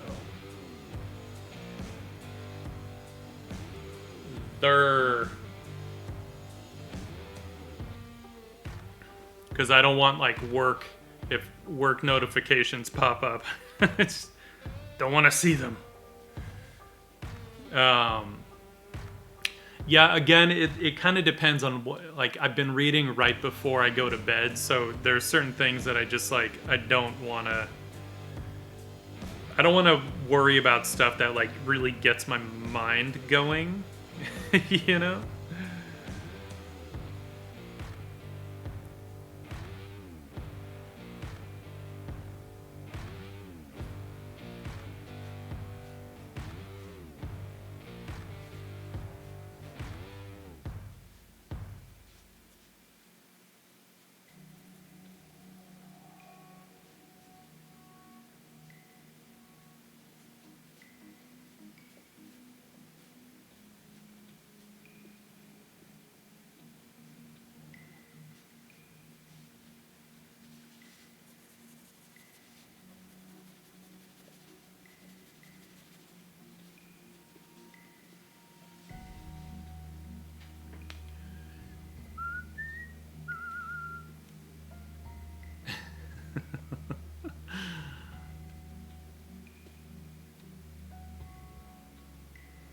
Oh, Burger Face. Don't even worry about it. For real. Like, I mean, I was lurking in streams all day today. And some of them I was kind of active in, but a lot of them I was just like, I had shit to do.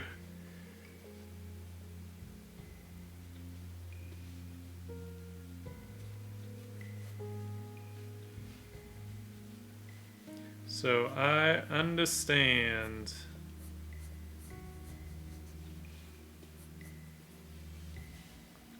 No, but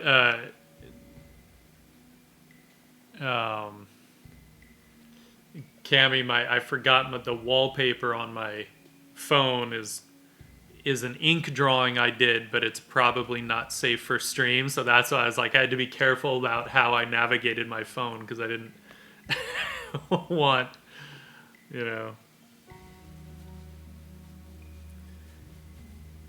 an ink butt showing up on like all full screen and shit. Pink Eye Poxy, what's up?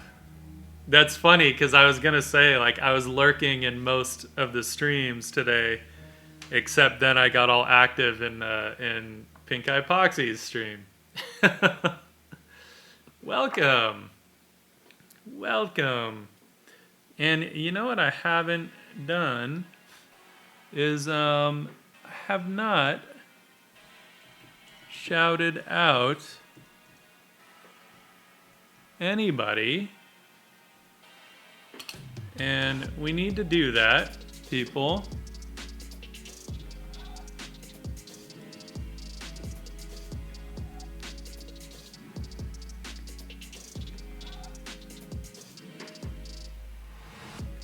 Oh, we're gonna get big follows, y'all.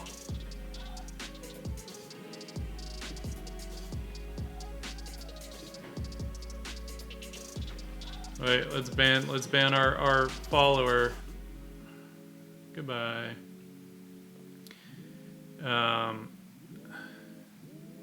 Who else? Who else is here? It's the gang, right?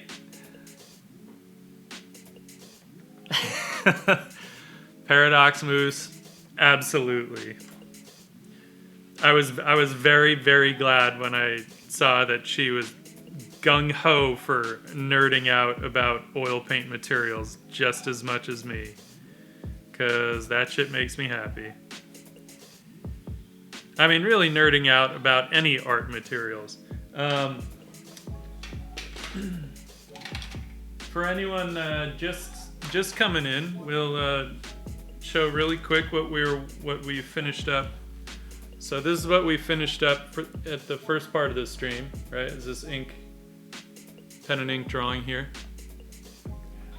We had started this last stream, and we just wrapped it up a little while ago. So that was super fun. I'll do a little bit on it off stream. Like I said, I want to do some gold flake here, but I need to kind of be very careful so I don't get gold flake all over the apartment.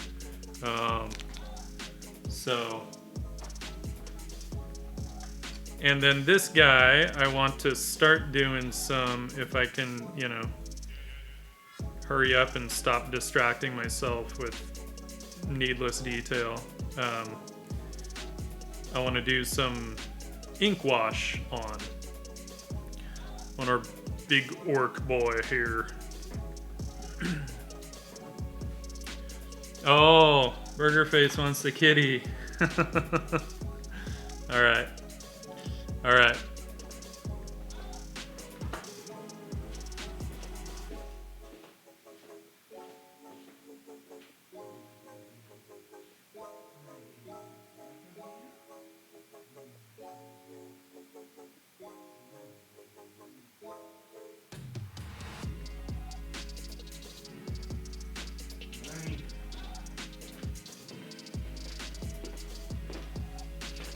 All right, little one.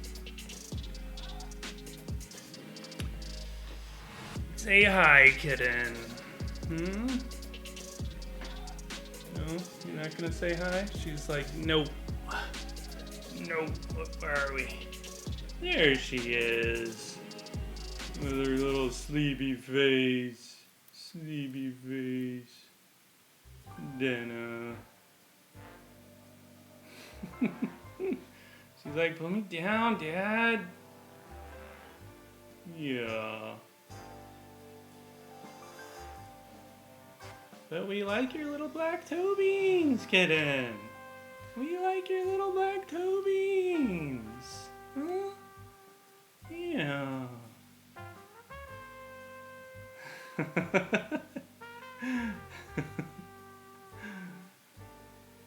You see yourself up there? You do, huh? Huh? Your little green eyes? Yeah. Little kitten. Syntax, thank you for joining.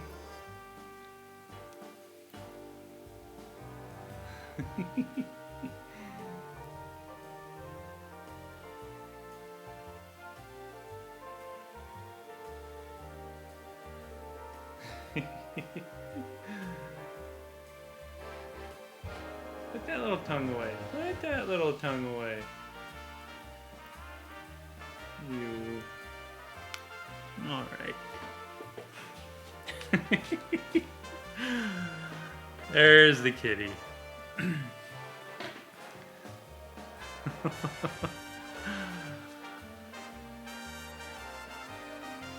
And Syntax, you will see him up on Insta if we can, you know, get to this whole inky portion. All right, I don't actually need like a bunch of detail here. I just kind of need placeholders.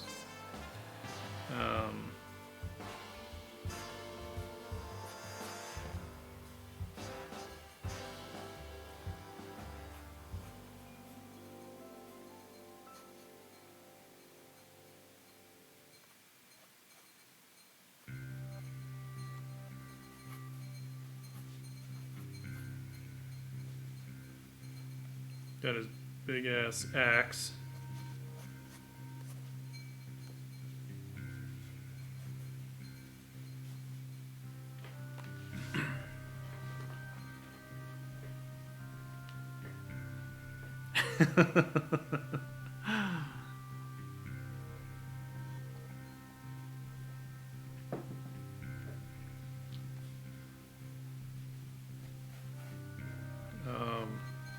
So,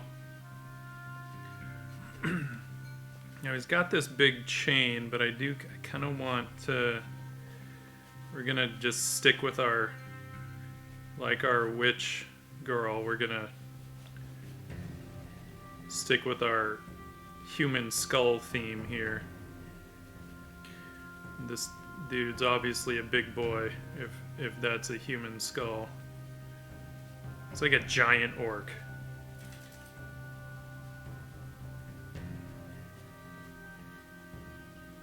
I don't know why. I always like to make the ties going through the eye sockets. Like they just punch right through.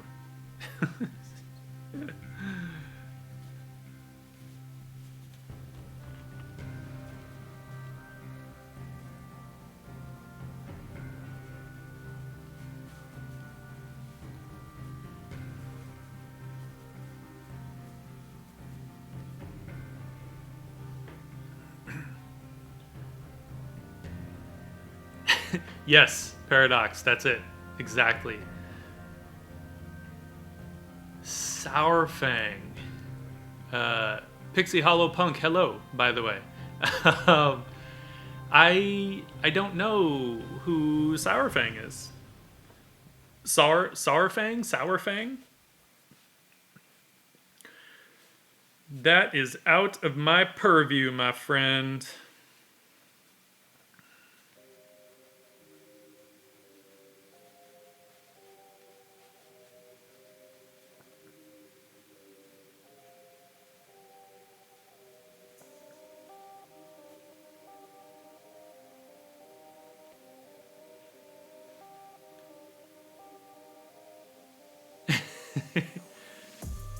Oh, was a WoW orc. What? Which? I never actually played WoW, but what did I do? He wasn't by chance in, what was it? Warlords of Draenor or whatever.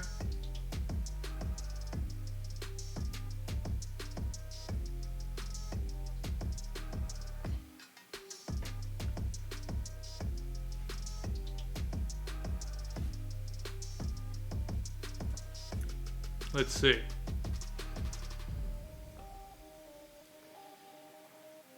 Okay.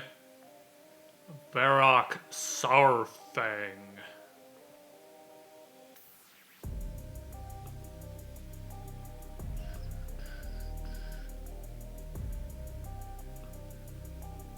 The only reason I asked about that is because I had done the cover concepts for Warlords of Draenor. So I was like, well, if he looks anything like that guy, that might be why. But the reality is, remember I said I tend to take a lot of cues on my orcs from Warhammer, right? From old Warhammer. And Blizzard just full-on jacked the look of Warhammer and just made a video game out of it. So if there are any similarities, that is why. But my influence is a bit more the source and not as much Blizzard, who just totally jacked it and pretended like they made it up. Sorry, Blizzard. I outed you.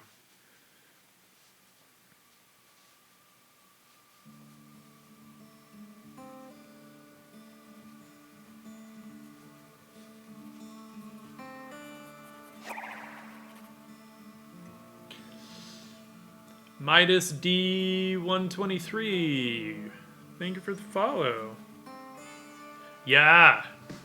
Yeah, both. I mean, for StarCraft, right? They just full-on jacked a bunch of stuff from 40K.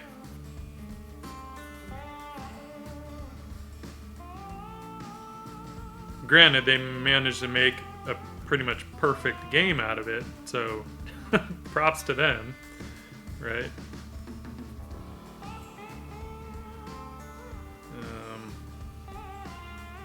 Alright, I want some kind of design on this axe here.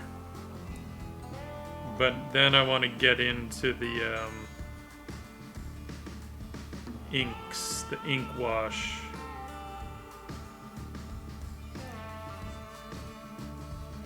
It almost looks like it could be some kind of rune. And Pixie Hollow Punk, thank you for the follow. Some kind of runic something or other. Again, maybe just jacking a Warhammer idea, how you could add runes onto weapons and imbue them with special whatevers. Alright, let's get...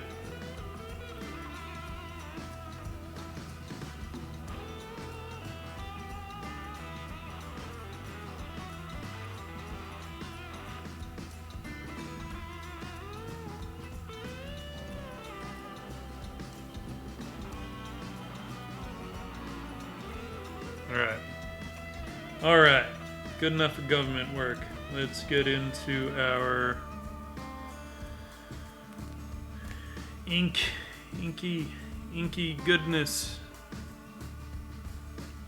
Again, this is just going to be that 30% India ink wash. I have some darker stuff. I might bring that in, potentially.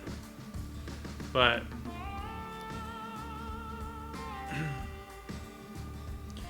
we shall see. First things first.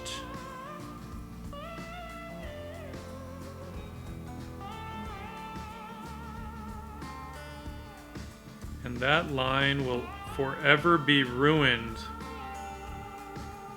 by Iggy Azalea. God damn it. So it pops into my head every time I say first things first. On the real list.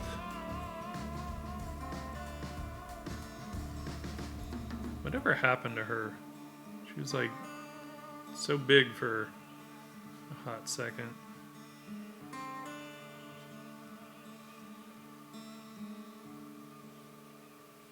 So with this, I like to just kind of like let some of these marks be, and they'll get the nice kind of water edges, and then I'll kind of come back in and do more stuff. But I don't like to fuck with them too much.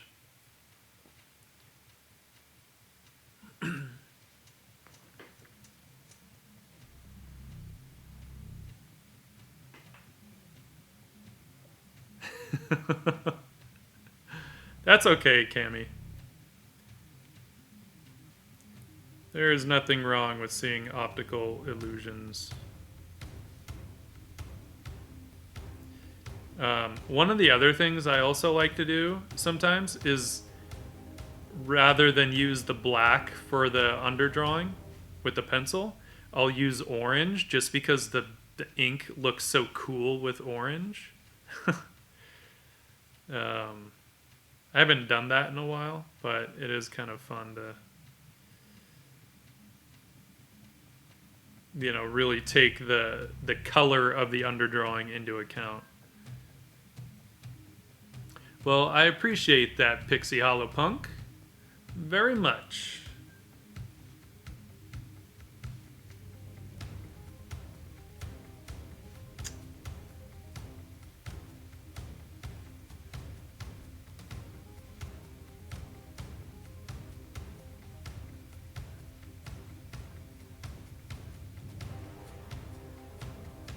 So knowing that when I do layer back over, some of this stuff will darken down, right? So kind of like, and I can always darken things more if I want to as I go, of course.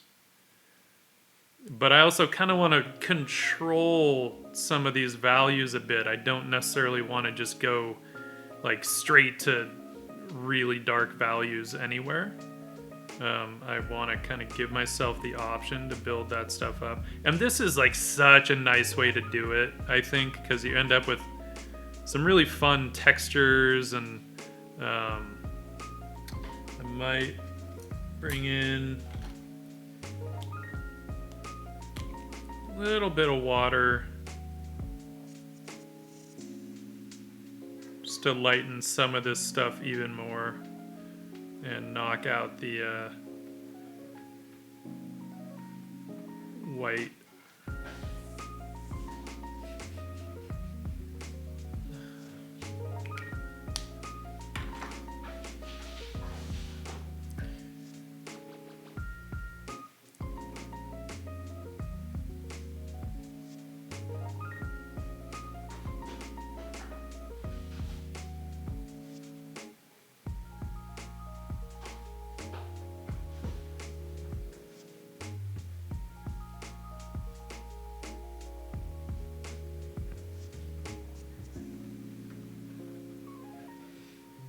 Sariana, what's up?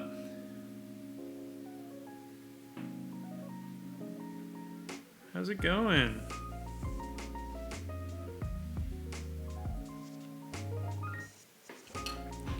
And for anyone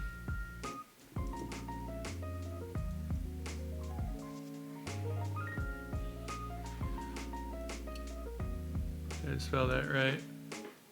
Yes.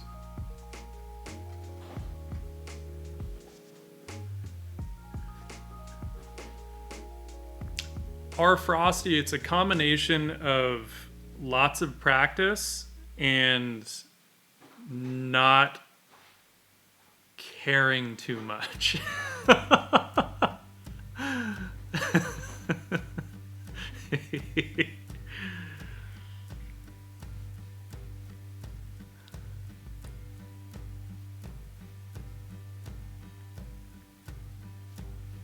That was pretty good timing, Sariana.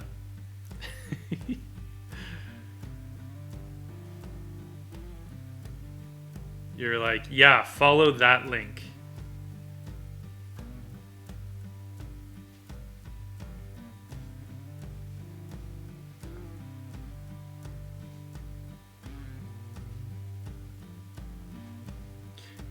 And then also doing this, like,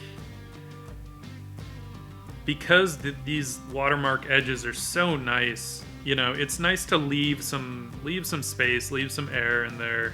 Don't get too caught up in like, oh, making everything like really clean, and you know, because all you'll end up doing is getting rid of all the lovely texture that I promise you'll regret doing. You know, so it's like finding something that does kind of capture a texture that you like, and then just, you know, figuring out sort of how to use that texture to your advantage. So as I darken this chain, I don't actually want I don't want any part of it to go too white, right? I want it to be dark. So that's why I'm kind of just getting rid of all the white on it.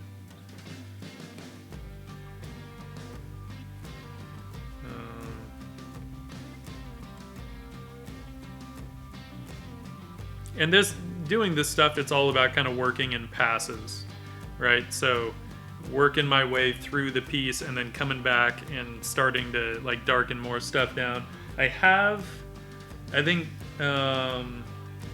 this one is closer to like an 80% wash, or maybe it's more like a 60%, but this one goes darker. So if I want to, for accents and stuff, I can always go in and darken some stuff down a bit more.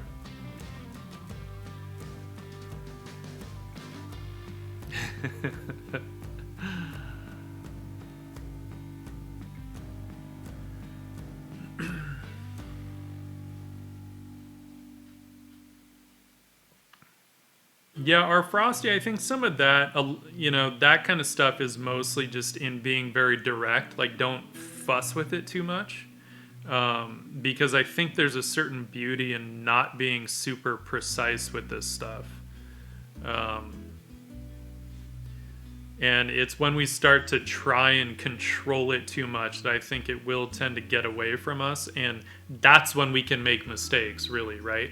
Is when we're trying to get so specific with it that if it doesn't do exactly what we want, we think we've made a mistake. And so I think if it's this kind of combination of just full-on bravado and kind of just understanding the medium, you know, so like how to use some of this stuff to our advantage, while just like throwing it down and seeing what happens.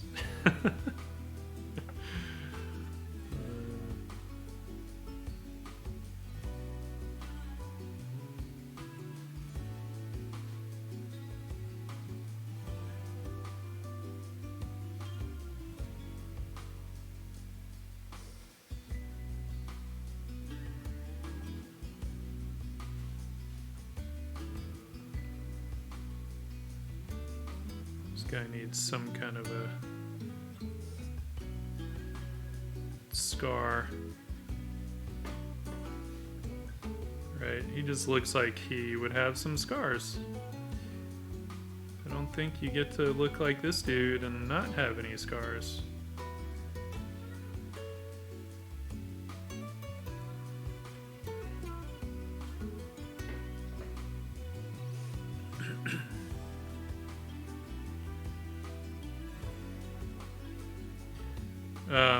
I know it's something that I kind of started talking about with Fanged Bunny at one point when she was on the stream a little while back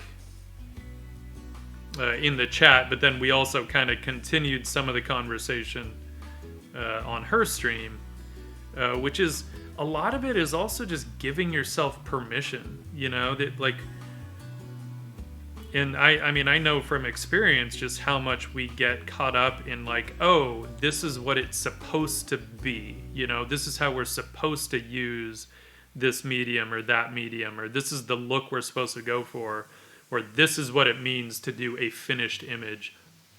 And I had to really like learn. I think it kind of hit home when I would see a couple of artists, a couple of very like experienced artists do something and do something so simply and quickly and directly. And I was like, oh, well, I mean, I can do that. I thought you had to take it further than that. You know? Oh, but you don't. Oh, okay, cool. You know? And so like from that I kind of just learned that so much of this stuff is just giving ourselves permission to kind of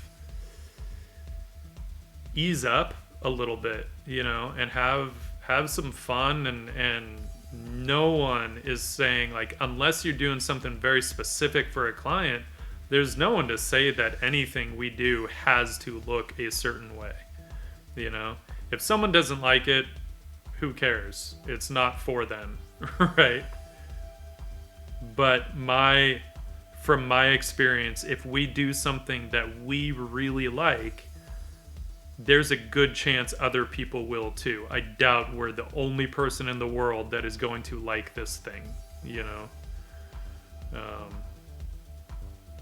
So I think so much of this stuff is just giving ourselves permission to kind of do what we feel we need to do, you know, whatever that is, whether that's keeping something looser than we normally would, or allowing ourselves to kind of make some kind of mistakes, which aren't always mistakes. Sometimes that sort of human element where you can really see the artist's hand really just adds to stuff, you know.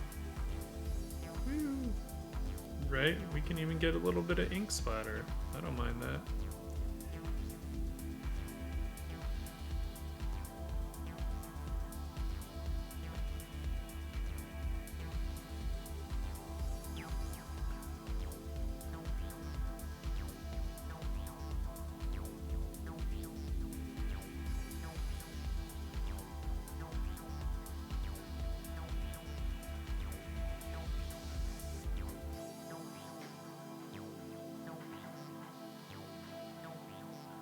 Kaysum, how's it going, brother?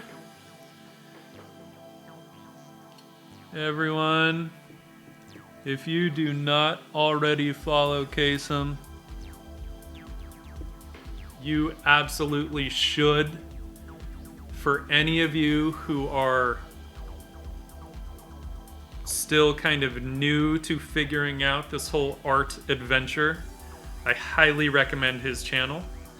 He is all about learning art, learning how to do everything, always pushing himself, doing new shit. And he has an absolute great radio voice. He freestyles on his channel as well, and it's fucking awesome. I'm glad you're here, man.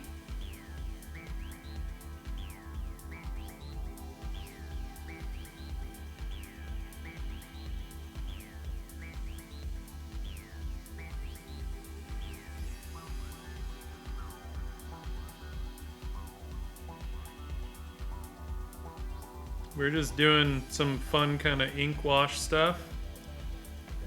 I'm like waiting for these little spots to dry. I might pick them up just because I'm getting impatient with them.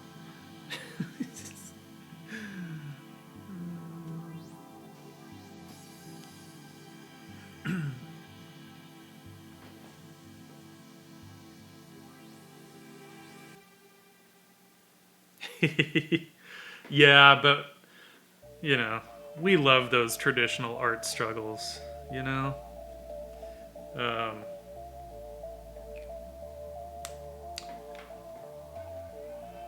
Okay, so I'll show you what we were working on before this. We were just finishing up this ink drawing, pen and ink, earlier on the stream.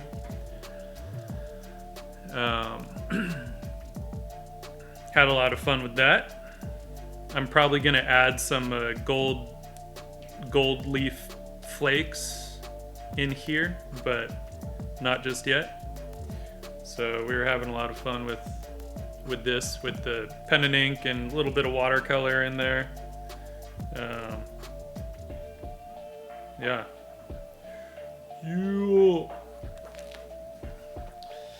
Hey, that's not a bad way to go though, dude. You know, the blow dryer is super handy.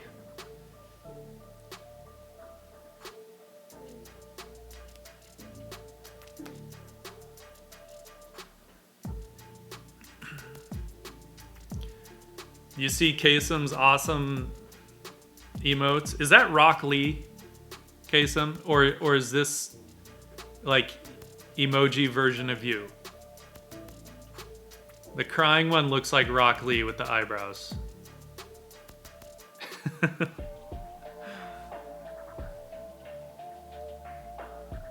Which I'm all about. In my opinion, he was the best part of Naruto.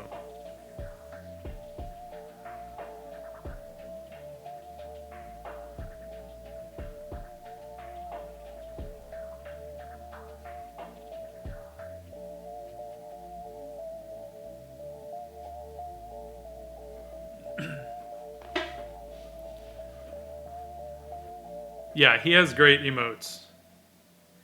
And he'll make them on stream sometimes too, which is very fun to watch.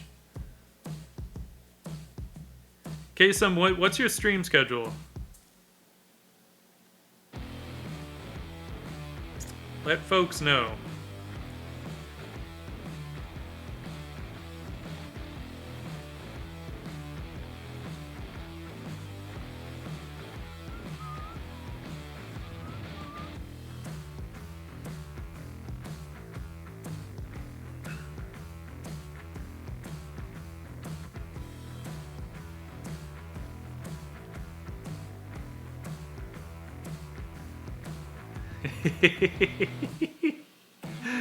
That's awesome. I love it. I love it. Yeah, it's hard to miss those eyebrows, man.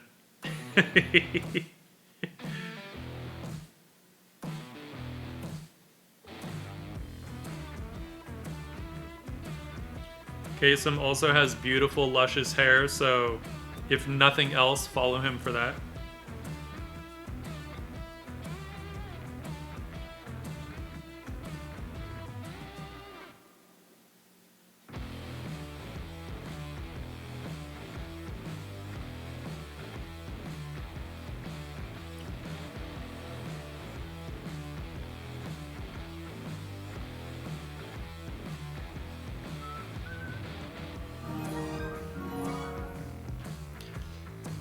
Hey, look at that. Congrats, our Frosty. Kasem with the gift sub. Thanks, man.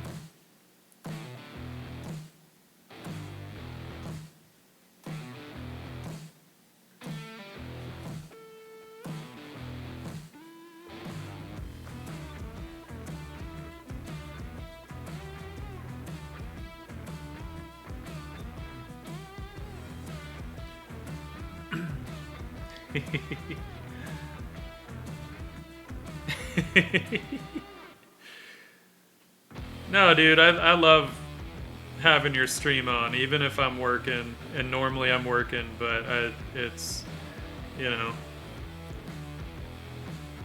it's a great thing to have on in the morning.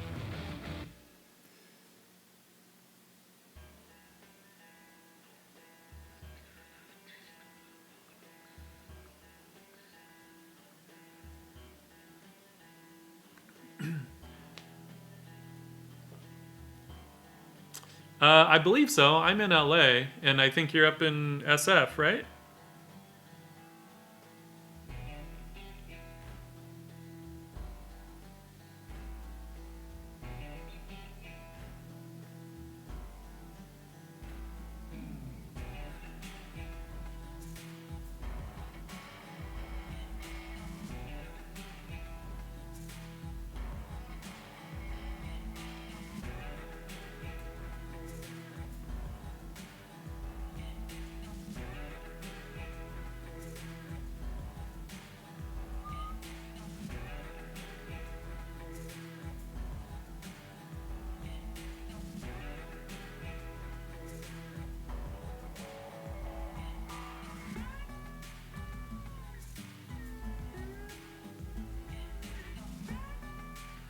And then it's kind of a matter of sort of going back through, darkening some stuff. I'll break out the pen that has a darker wash.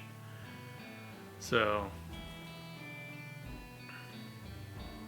yeah, I'm with you, dude. I like kind of getting to it in the morning, and not really one for sleeping in.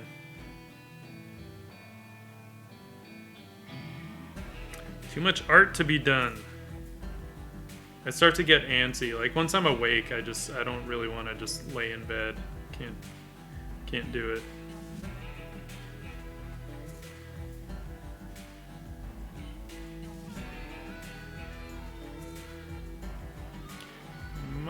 I don't want to rush it. I might go right to that darker pen just to hit some accents. And then kind of that'll give some of this other stuff a little more time to dry. And give me a clearer idea of where I want the air, where I want to keep like the air and the shadows. I can get this open without getting ink everywhere.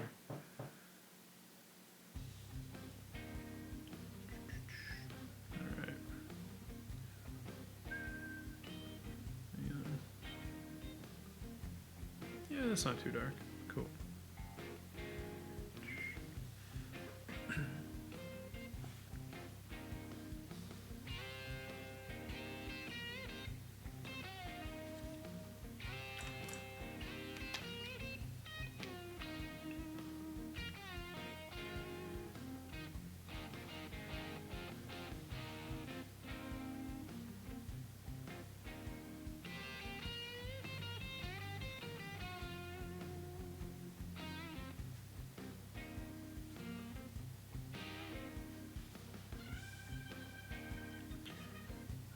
Right, so as soon as you get the accents in, that starts to kind of establish your key, your lighting key, right? And usually that's established whether you get your light accents or dark accents. And in this case, we're kind of working light to dark, so it's a little different with the light accents. But the dark accents start to sort of establish that lighting key much more distinctly.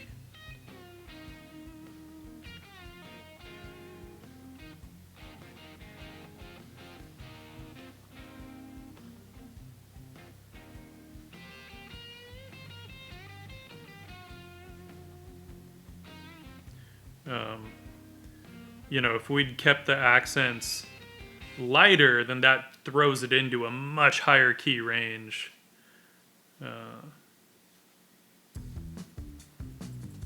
Than making them darker does. So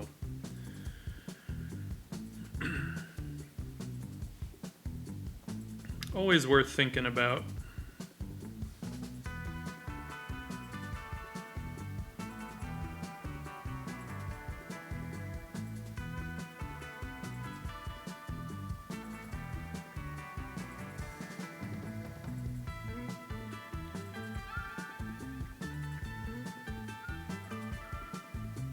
And then the other thing is that because the shadows are really what kind of carry the drawing, right? If we were going full color, that would be much more apparent, where the shadows would carry the drawing, the lights would carry the color, right? Lights and midtones really are what carry the color.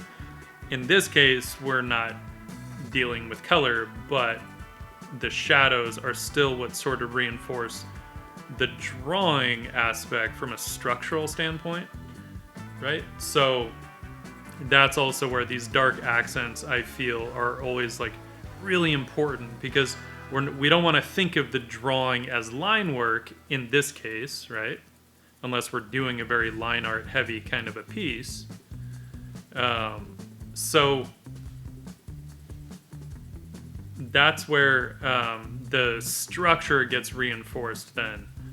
Always trying to think of these things more as form rather than lines, right? So I'm not thinking about the actual, it's not like the ink drawing we were doing before, right? This is where I'm really thinking simply about where do these accents fall in terms of where does one form contact another, right? Come into contact with another. And that's kind of where I'm looking to throw in some of these accented darks.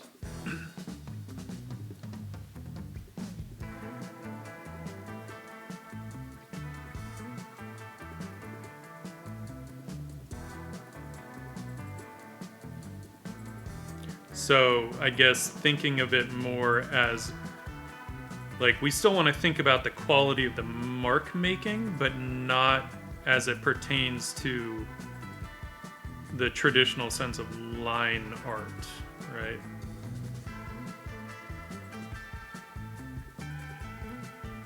We're not trying to knock out like contours and shit.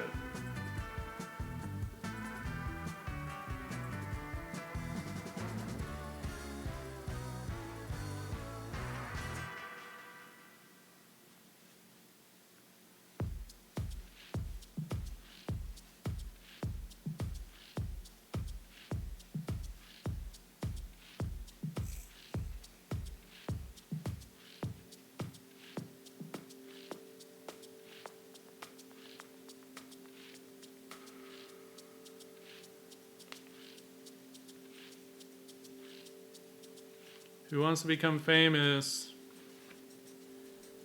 I don't.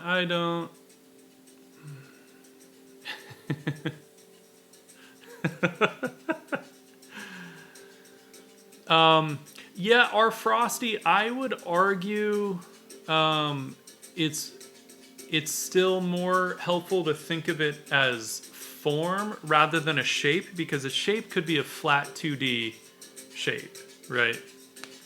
Hang on, I want to get this guy a little bit more in the frame, because we have that whole like top of the page that ain't got nothing on it. So we might as well get a little closer. You know?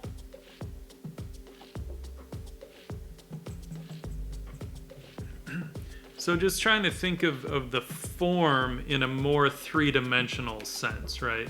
And only because in art, shape could mean something very different. And just being in an industry where, you know, I deal with many different styles and genres, for me it helps to kind of draw more of a distinction between some of that stuff.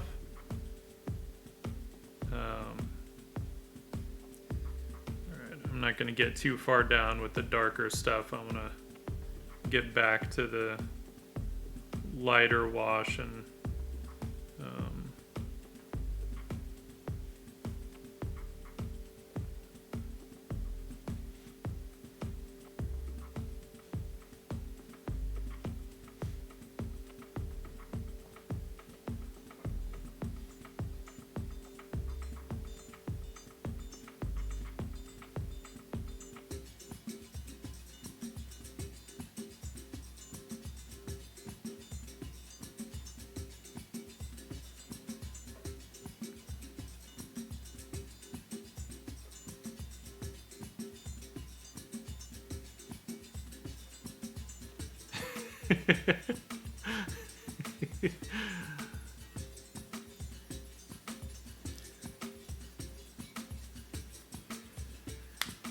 We try, Cammy, we try.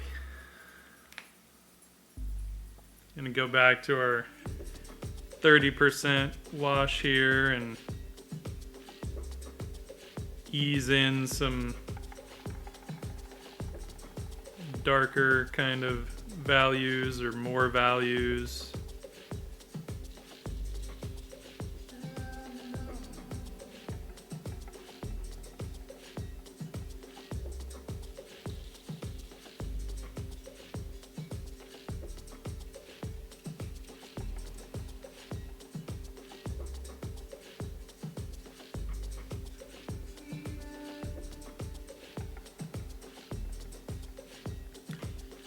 I'm pushing the lighting just a little bit more like upper left, just because I don't want it to be perfectly top down.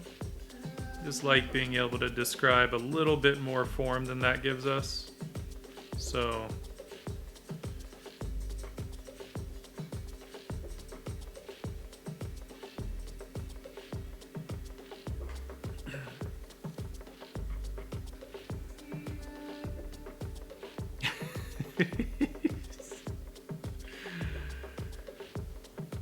free basing tea. Man, that shit'll keep you awake too. Though usually, so like when I was at Art Center, I would go to this Indian restaurant that used to be in downtown Pasadena called Akbar. I used to go there all the time, and there were times that I would just kind of like have just chai after chai because I got to know all the people there, including the owner and stuff. So they would just like, you know, give me free shit after a while, especially the chai. They wouldn't charge me for refills and stuff, and they would just keep bringing me more, so I'd keep drinking it. And then like I'd get home and kind of be like jittery as hell and I can't fall asleep, and I'm like, it took me a while to realize that I was putting like, you know, 2 packs of sugar in every chai. And then when I would end up having like 4 or 5 chais with dinner, like that's a lot of sugar, you know? I was like, geez, no wonder I'm all jittery. That combined with the caffeine from the black tea, right? Oh, man.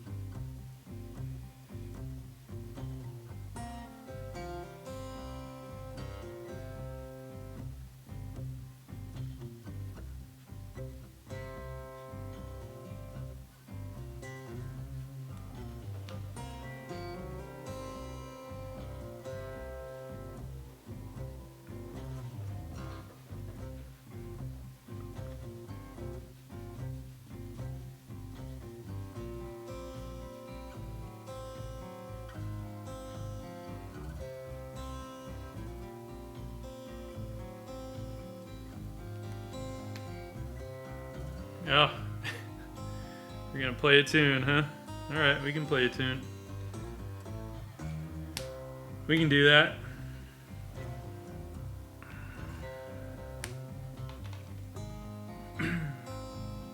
Alright.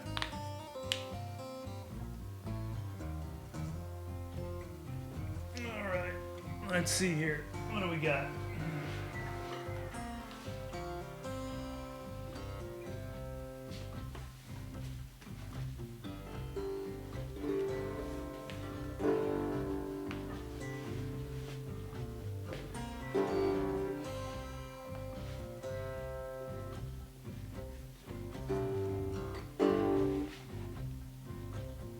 Where's my music at?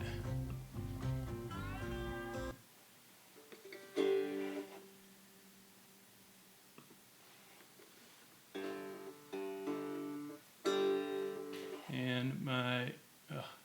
too many windows open. I got too many windows. That's okay.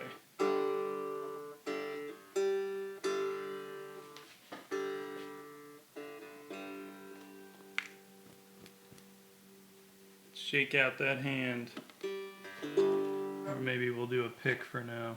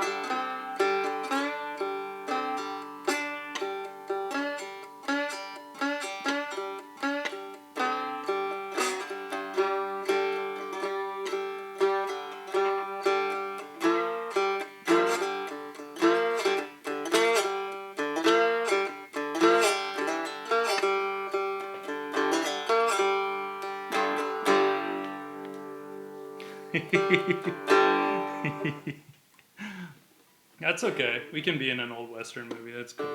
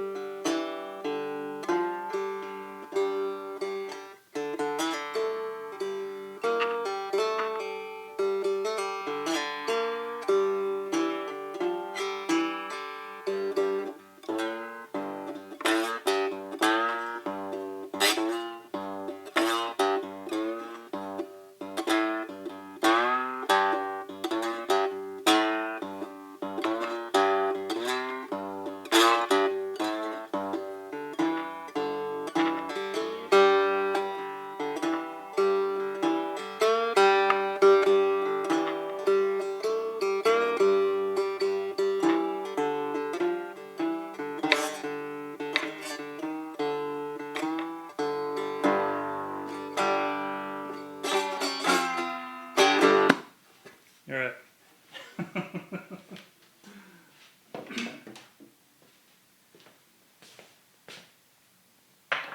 Wee. Wee. Back to our regularly scheduled program.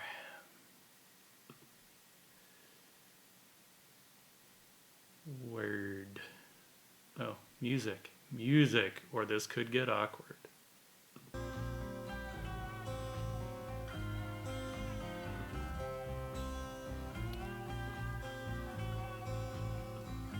R. Frosty, thank you.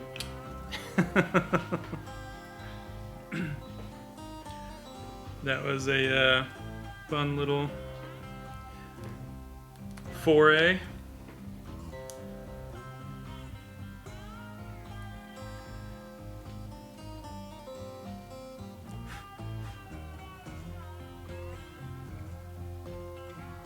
Debating how dark I want to go with some of this, and I'm not entirely sure. I always liked the look of some of the old, like in the old Warhammer books, you know, the ink drawings. They had all kinds. They had some that went like the full range of values, but then they had others where they would keep it really light, and there was just something I always really liked about that. So that's where I'm kind of debating, like how dark do I truly want to go with some of this stuff.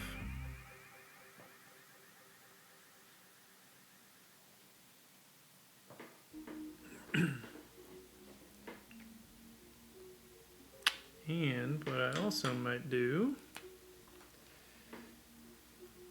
is keep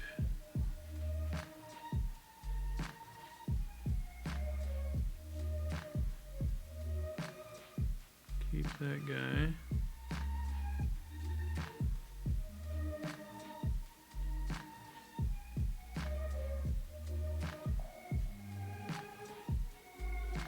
Because even if I don't go super dark, I still have Denna hair everywhere.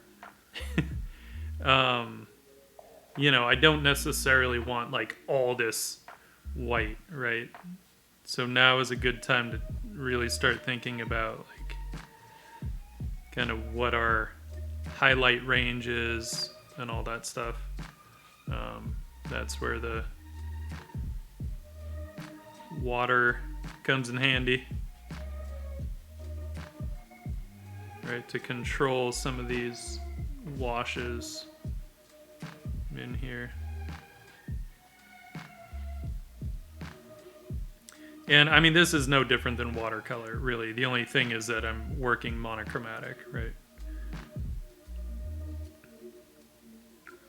Which is easier in a way, but then all you have to separate things is value. So sometimes it's not the easiest thing because you have to kind of also give up some of the control where we don't get to use color to differentiate things, in which case, well, maybe we don't differentiate. Maybe we just let some forms and shapes kind of bleed together, right?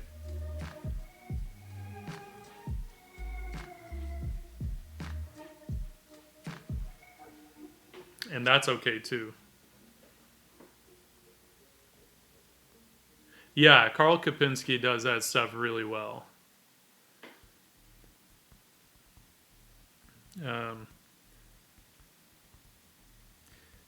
The person that I like, whose value control I super admire, is Adrian Smith. Like, that guy does some dope stuff.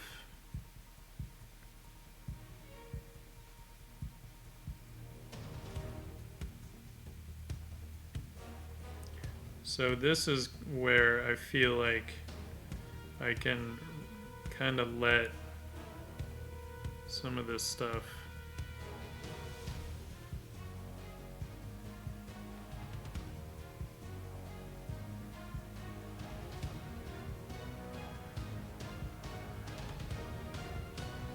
darken down a bit. And it doesn't take much, right? I mean, the idea is still to keep some subtlety, you know. I don't want it to all just be like hitting us over the head with value shifts and things like that. So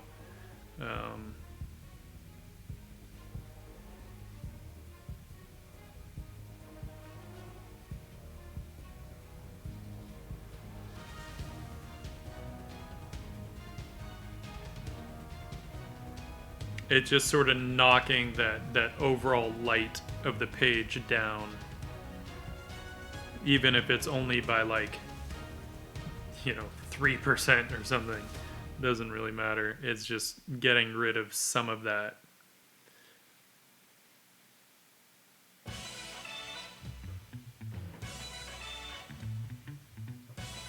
As we start to get funky.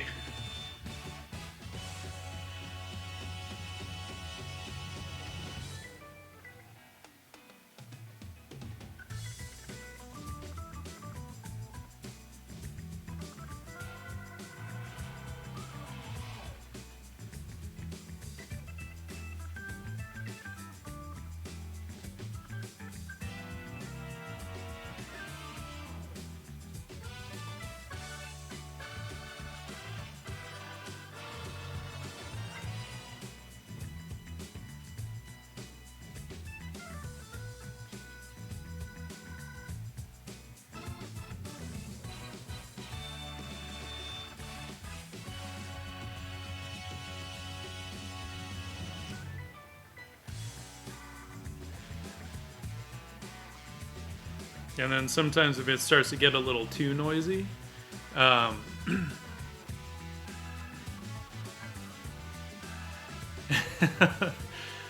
Cammy, one is purely just water. And I mean, there's no reason I couldn't just like, you know, throw water down because it doesn't need to be precise, and then bring that in. That's another thing I know Kapinski will do a lot, right? He'll just be like, getting all crazy. But I hate drawing with my left hand. It just, and it's like I can draw with my left hand because my brain knows what to do, but it just, I hate the feeling of it. So like all those people that are like, oh, I'm gonna learn to draw with both hands, like I get it. I just, hey, if for some reason I lose functionality in my right hand, then I'll start to learn to draw with my left hand. But, and funny enough, I have actually been paid to draw with my left hand before. Because it was the only way to get the look that they wanted.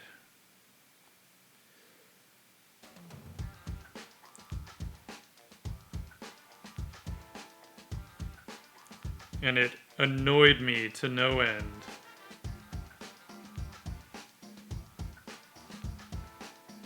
It was back when I was freelance. It was just like, dude, you guys want to pay me my day rate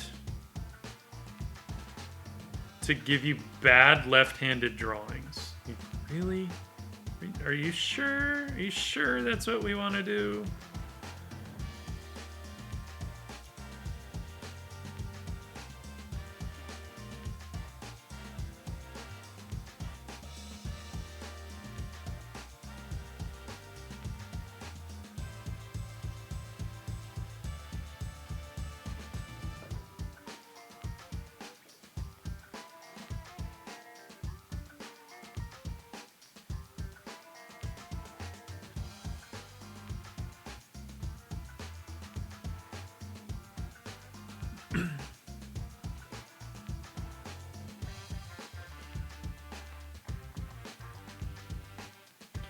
Yeah, it was one of those things where they just wanted this kind of very naive style of drawing, and they wanted it to almost look like a kid did it. And honestly, I had to do it multiple times because, like, that's just not how my brain works, you know? And so even with my offhand, I had to, they were like, no, it's too good. It's too good. It's still too good. Yeah, I told them. I'm like, dude, get your kid to do it. Pay him in candy bars. He'll be stoked. But nope. Instead, they wanted to pay me. Like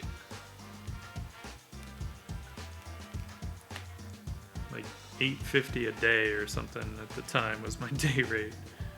Like, all right, guys. But I had to come in and do it cold first thing in the morning to finally get the look that they wanted. Just because they kept saying, like, oh, this is too good, this is too good. I'm like, dude, it's not good. It's with my left hand.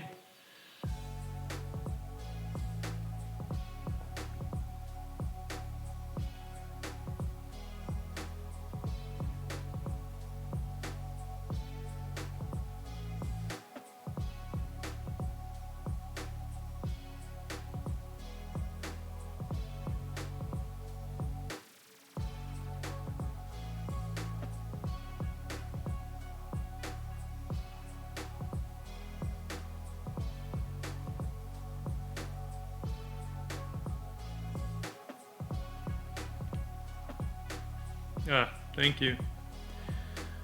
Thank you, Nick Spix.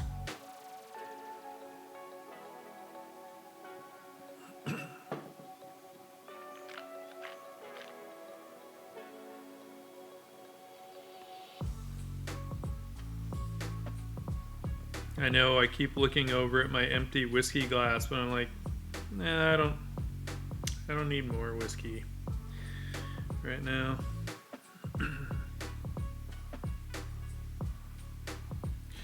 When you're doing art, whiskey's great for kind of loosening up in the beginning, but then you gotta stop before you get too crazy.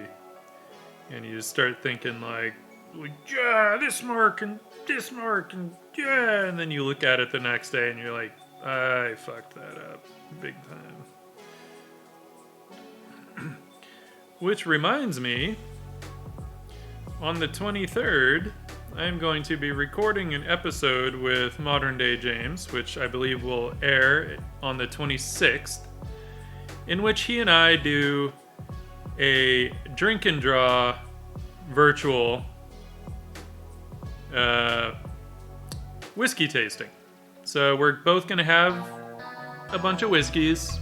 Who's rating? Who's rating? Art of Blake. Welcome. Welcome, Raiders.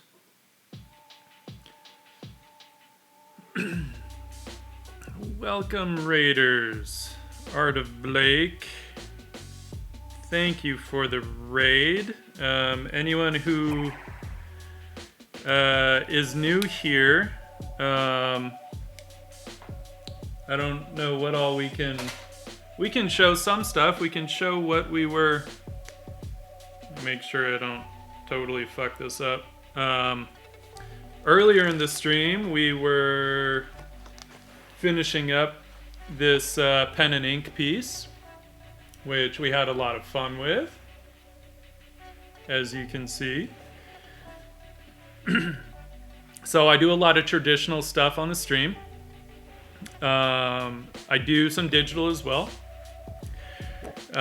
This was from an earlier stream a while back. This was brush pen shenanigans. Some pen and ink and watercolor shenanigans. Ink wash. So this was just like a fountain pen ink and water. Stop shaking. It's not an action movie. Yeah, so I do a lot of, I have to be careful because there's some not safe for stream stuff in here that I just have to be mindful of. Like that one. Some crazy alcoholic Ronald McDonald cyber elf.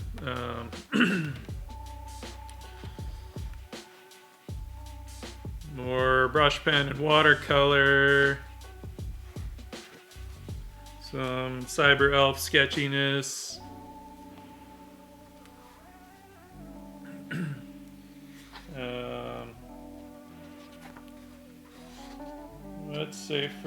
That's safe for stream. Some faces, brush pen faces that are a lot of fun to do. She's technically not safe for stream, but whatever. Whatever. Uh-oh. Have to be careful. Oh, I want to show this one, but I have to censor her strategically real quick. There. This was done for the cover of my art book that we launched the Kickstarter for in June. Pre-orders are available now. If we do, I thought I'd put the links on here, but maybe I didn't. Links there. Anyone, you can follow that link tree at the top is the pre-order for the book. Anyway, more pen and ink stuff, always fun. I do a bit of that. I do some oil painting, I do some watercolor, I do some digital. Kind of depends on what I'm in the mood for. So Raiders, thank you. Art of Blake, what were you working on? And please share.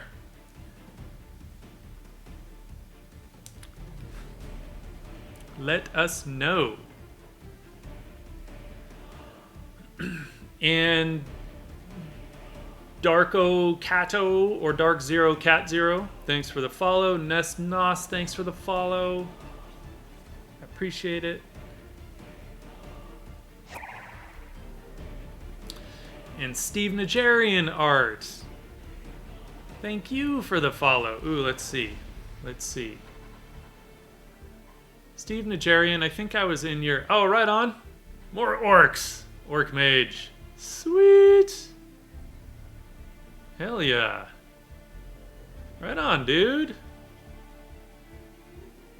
Fuck yeah. I'm gonna pop over and anyone, everyone, art of Blake. Give him a follow, as I am going to.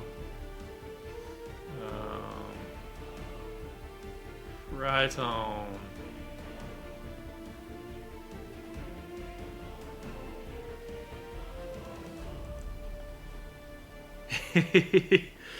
Yeah, he's definitely kind of mad dogging us a little bit, huh?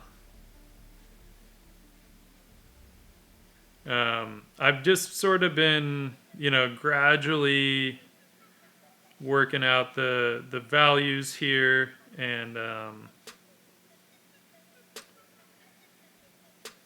figuring out, trying not to go too fast into it.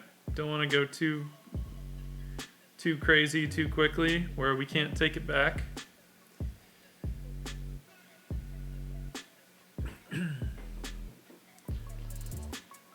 Oh, full pose. Sweet. Let me see. Oh, right on. Very cool. Yeah, dude, you should totally get back into some traditional stuff. I mean, you've clearly got the drawing chops for it. So, do it, I say. Do it.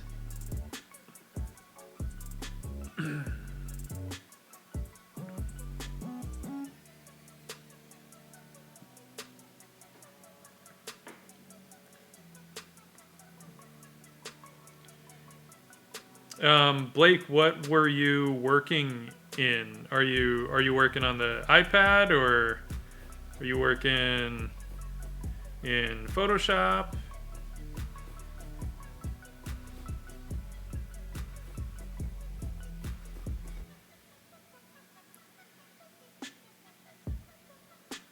Debating.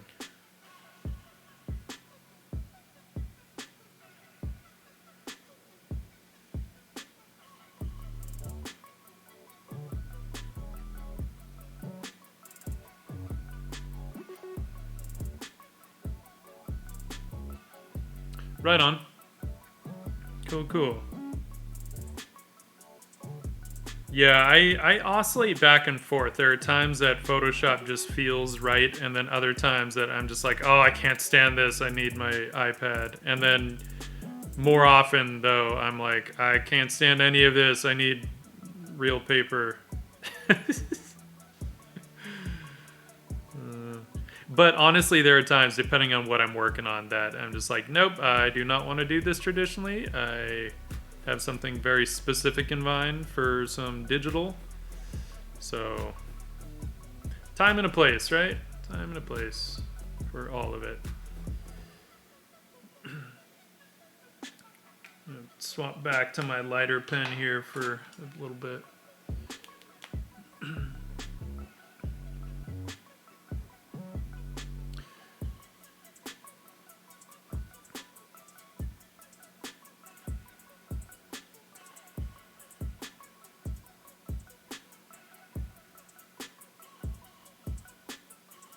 I keep wanting to like reach for my pen and do some like tasty line work, and I might. Like sometimes I just can't help myself. I love those marks, but I'm gonna wait and see if that's really what I want.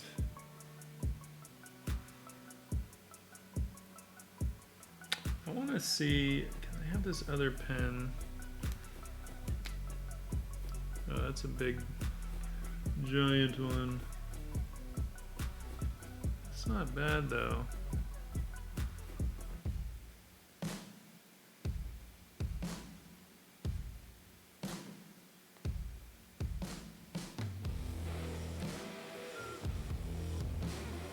This thing just wants to like put out some ink.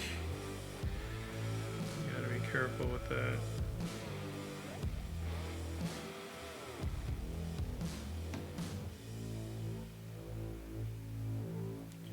I don't mind some of those textures. It's not a bad thing.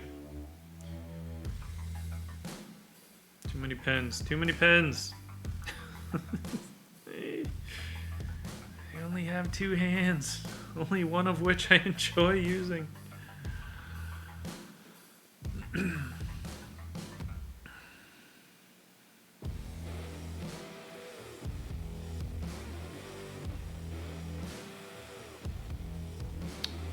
Yeah, it's that tactile feel that I just like. I can't give it up. I just can't quit.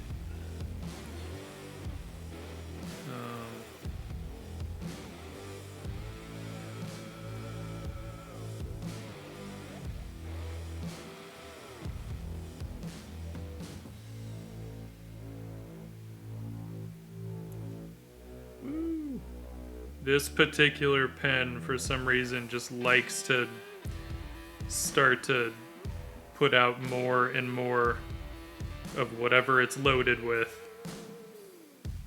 So you gotta be careful, or else if you're not paying attention, you'll just end up with this giant blob of something, which in this case I wouldn't actually care that much. It would kind of just fit with the look of it, but you know. Good to be mindful.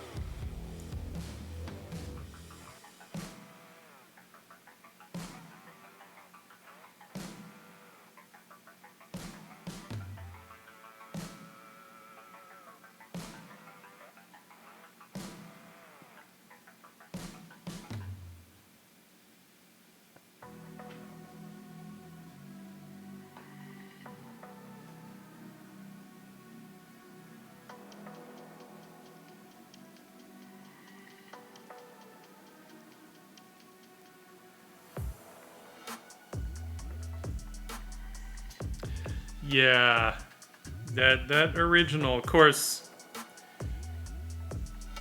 I keep telling myself, okay, I'm gonna start selling my originals, and I just have not pulled the trigger on it yet. I sell them occasionally, but usually just when people ask, you know, but I'm like, all right, I have a shop. I can easily just list some up on there. It's not hard. I just haven't done it yet. I don't know why. I gotta just pull the trigger on it.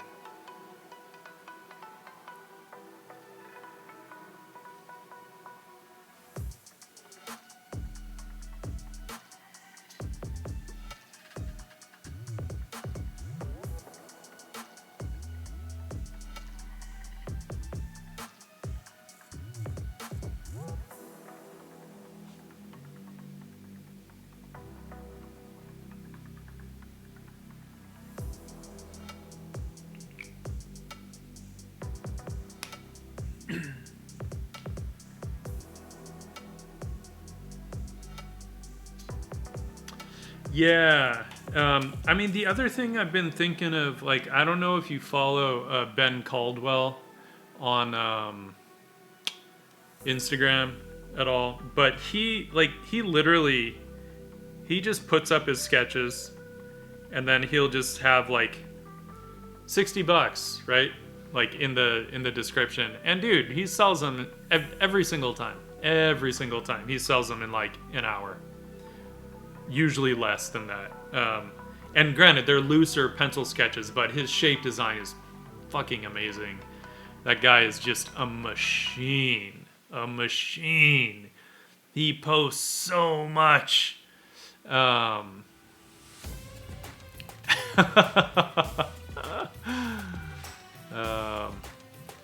Blake, thank you so much for the raid, man. I really appreciate it. Glad you did, because then I found your stuff too, and I'm looking forward to checking out one of your streams. So hopefully soon. Thank you for bringing your homies over. I much appreciate it.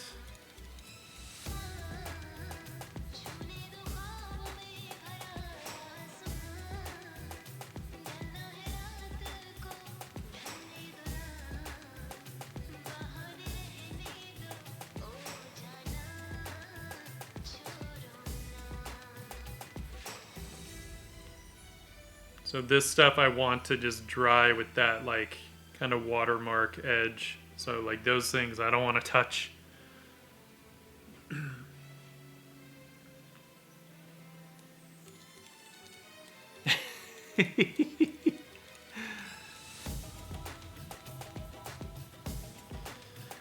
That's a tough one. That's a tough one, Dark Cat. I'm gonna save that document, by the way. And again, you know, we were kind of talking about at least some adjacent aspects of that, right? Earlier in the stream. And again, I feel like that anxiety comes when we're trying to do something very specific and we're not sure that we can pull it off, right? Because I get that sometimes when I have a very specific assignment at work. By the way, anyone new here, I totally didn't even talk about my professional stuff. I work as a sketch artist and illustrator in advertising in the entertainment ad world. So I run the illustration department at an ad agency in Hollywood. We do movie posters, TV posters, game key art, and all that stuff. You can check out wearebond.com if you want to see the stuff that the agency I work for does. If you haven't already, you'll probably be in for a pleasant surprise of like how many of the things we've done. So that's what I do professionally. I do a lot of illustration. I do a lot of sketching. Though in the last couple of years, I've been doing a lot more illustration, not as much sketching. Sketching was my jam for about 12 years. And have recently really been doing a lot more of the illustration side of things.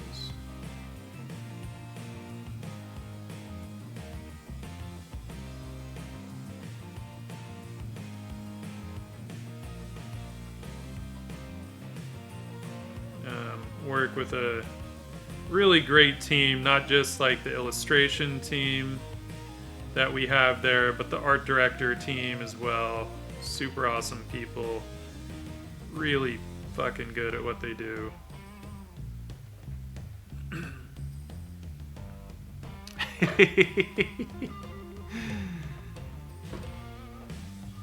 Aw, shit. Boss baby. What's funny is there was a lot of sketching involved in that. Right, because not all the projects involve sketching or illustration. Some of them, they have enough photography to just, you know, do their thing and build awesome shit. But a lot of the projects we do start with sketches. And then they do photo shoots, like based on the sketches, and then from there, they'll start to build various pieces of key art. Posters, billboards, whatever.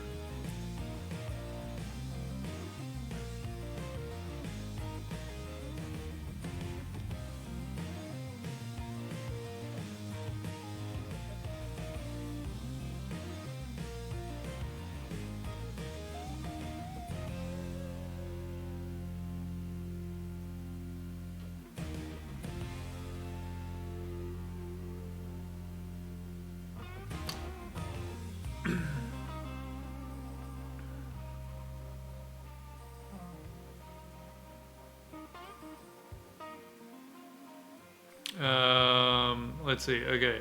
First thing, Cammy, how close would I say to being done with this? I think I'm pretty close. I think, because I should think about going to bed soon. But I might do more on it tomorrow if I feel like it needs more. Burger Face. How I worked my way into the industry was, in a way, a bit of a fluke. So, I mean, sort of. So I was originally going to go into concept art. Um, I had a job lined up with a game company out in Santa Monica. The art director from the internship that I did had gotten hired out there. So he's like, hey, when you graduate, you have a job. I was like, sweet, problem solved. And then about a month before graduation, they ended up closing that studio down because the company had multiple studios. So they closed that one. I was like, God damn it. All right, well, I guess I'll just keep freelancing because I was freelancing through school. And then my buddy had told me about doing sketch art for advertising. And I was like, what the hell is that? I had never heard of it. And he told me, I was like, oh, that sounds cool. Like, I'm just sketching concepts for cool shit. Awesome. But I don't know anyone in advertising, so I don't know how I'll do that. And then an ad agency happened to show up at my grad show and asked me if I had ever thought about being a sketch artist. It's like, funny you should mention that. Yes, I have. And then about 3 weeks later, they had a couple artists bail on them on a project, so they called me up and were like, hey, this would be a good time to get you in here. So I was like, cool, I'll be there. That was at the beginning of 2008. Never looked back. Not really.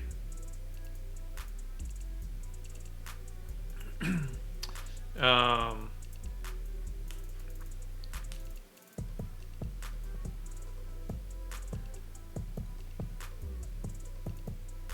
hmm.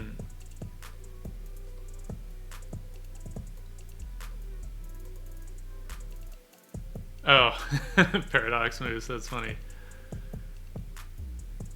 Yeah, but Burger Face. um,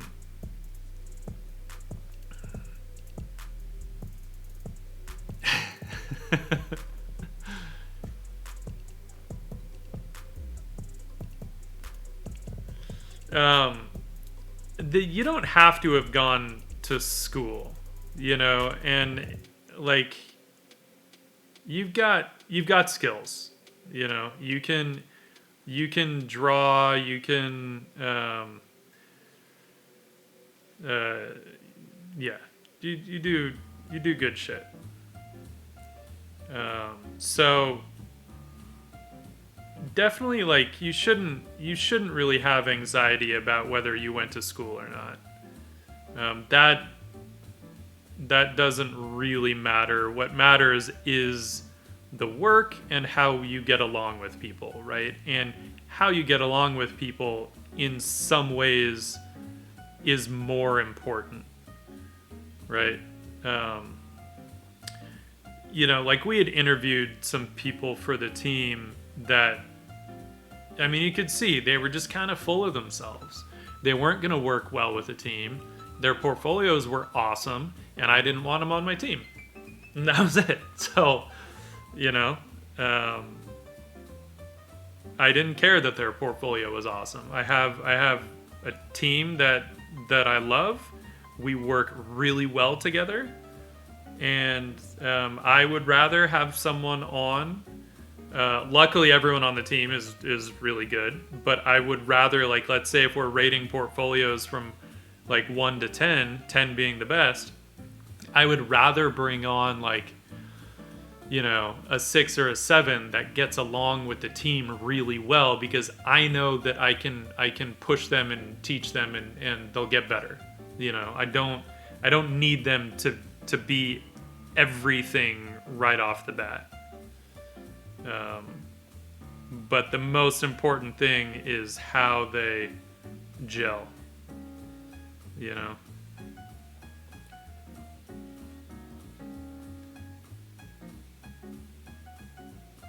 want little scars and shit.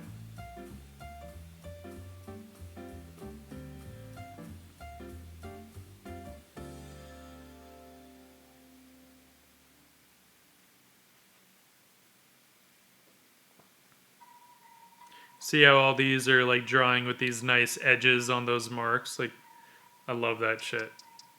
That's kind of all I'm doing right now is going around seeing where I can sort of add some of that stuff. Because to me, that's almost the whole point of doing this. You know, if I just go for like super smooth, really rendered stuff, I feel like I'm missing a huge opportunity to just really like take advantage of this kind of a medium.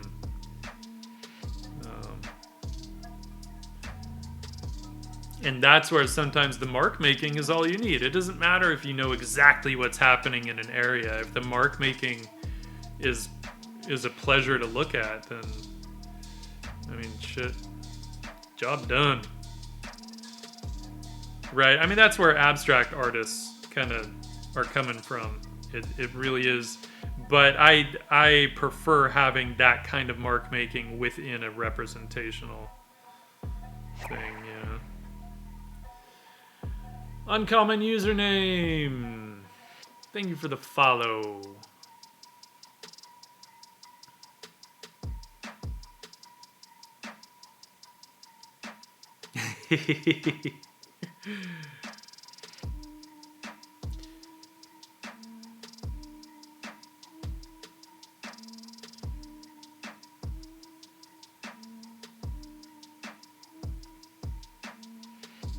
And yeah, I mean, we all, honestly, we all do need a bit of that reassurance in some way. You know, for me, like, I get it when, like, a client kind of will gush over some piece that I did, you know. Then I'm like, okay, cool. So all that time was well spent. I was pretty sure I knew what I was doing, but I wasn't positive, and thankfully I knew what I was doing.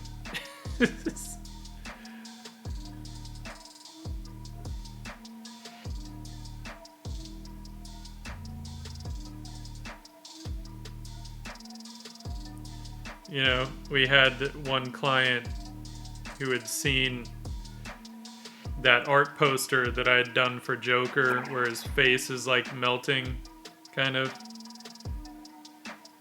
And man, he was just going on and on about, like, he was reading so much into it, which luckily we had really thought about, okay, what are the underlying themes of this film? Like, it's not just some super villain film. This is like, you know, legit how to create a serial killer kind of a film, you know? And so we were really thinking about all that stuff, but to have someone who was not at all involved in the project kind of, you know, talking about, like, I love, like, how I forget all the things that he was going on about, but he was saying how it should, like, be in a museum and stuff. It's like, I don't know about that. It's a digital painting that I did in a day. But he loved it.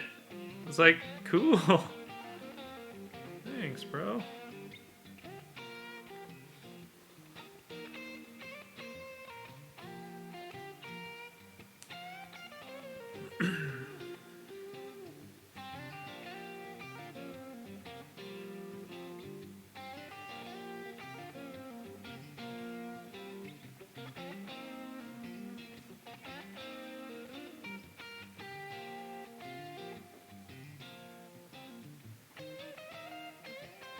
What I don't want, and it's easy to do when you're working with like a single tool, it's easy to kind of start to really repeat shapes.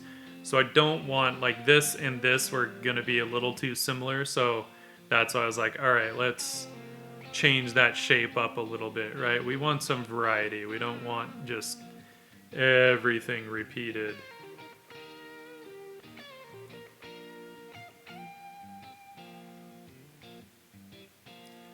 I feel like I need...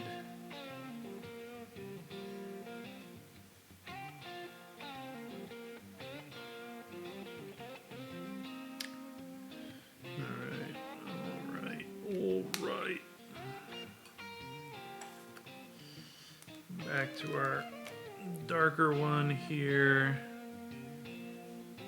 Because is I need...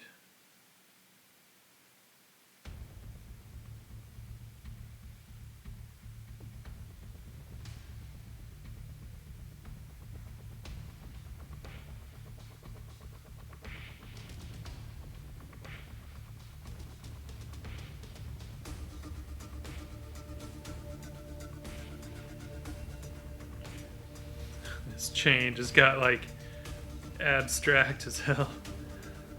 So I'm just like, I don't know that I really want to clarify it because I kind of like the marks that it's making.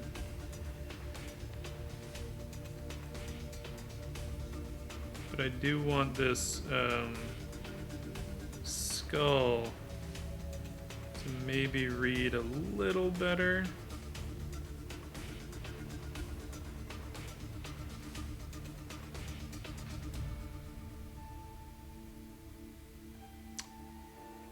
Tim's Vermeer. Oh.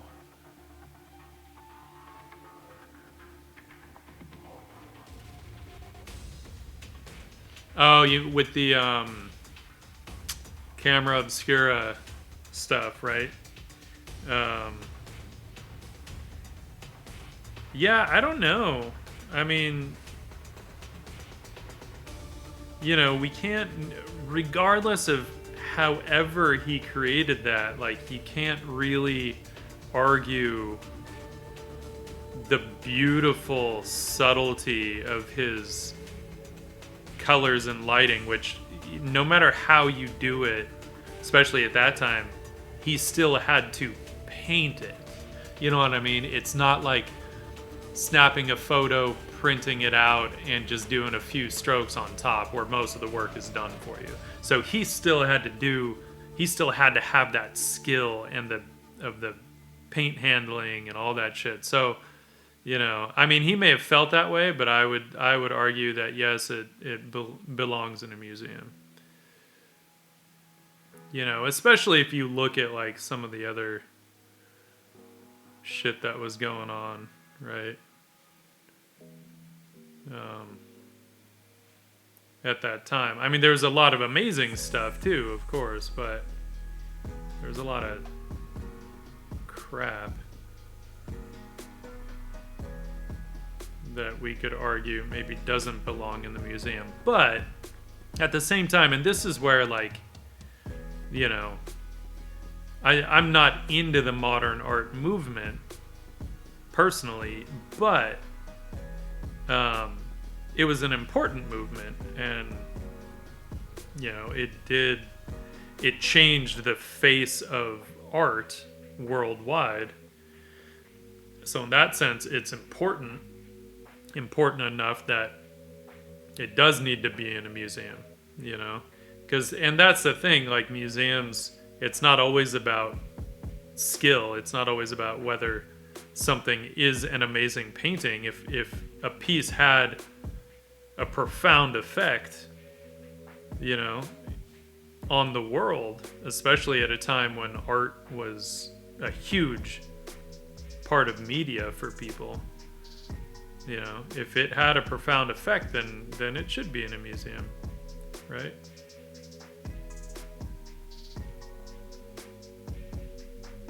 It's kind of like my girlfriend hates the Beatles, right? She can't stand that kind of music. She doesn't like oldies. I get it.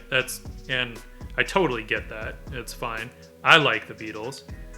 But I understand if someone doesn't, if that sound just doesn't appeal to them, right? But the Beatles changed the face of music forever, right? So in that regard, whether you like them or not, they're one of the most important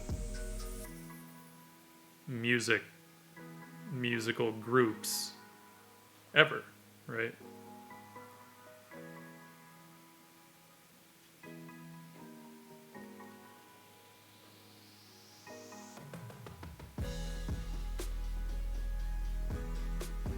All right, Cami, thanks for hanging out. Thank you for the great conversations. Partaking in our conversations. Always appreciated.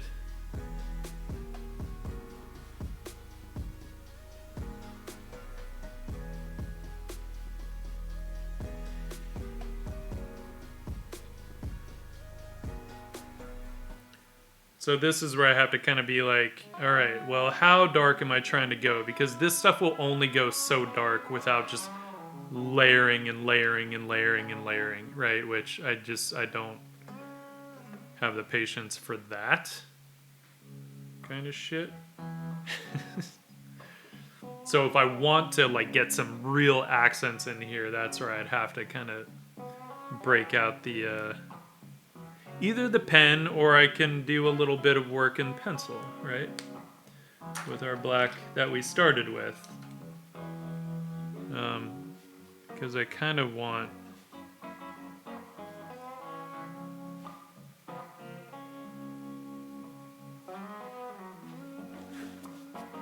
Actually don't know if I want... where did I put all my erasers? There they are. Urgh. I was gonna maybe do some pupils in his eye, but I kind of like it without.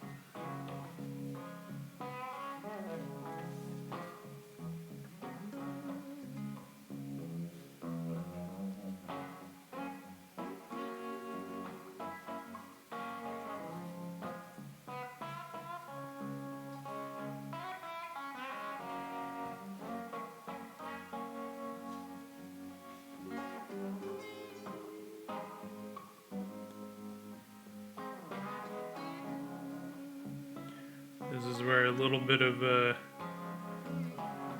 kind of very direct sort of drawing, kind of like I would do with a pen, you know, trying not to use this like a pencil, but just giving it something more direct so that it feels a little more in keeping with the ink, you know.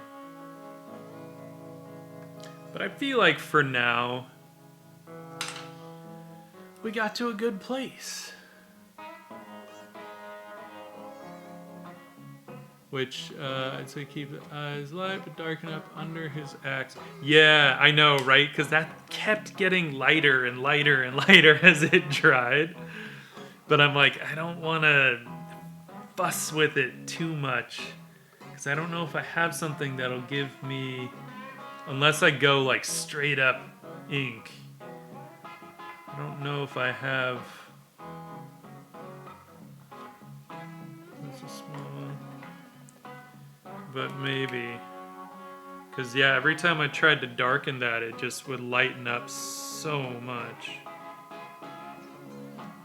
So maybe if we just kind of put more ink down, maybe that will dry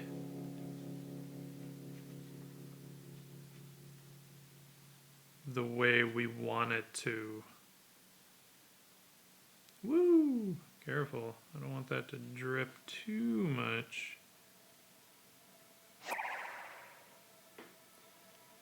Jinxed Art! Thank you for the follow. Welcome. Welcome. There we go. That should give us enough value to do what we want.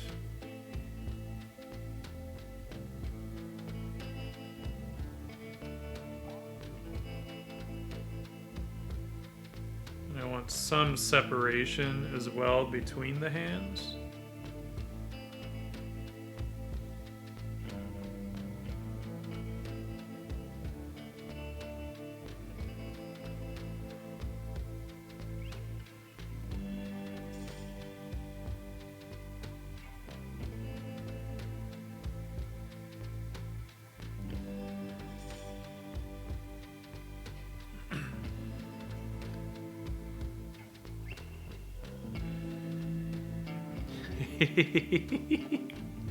That's an awesome emote.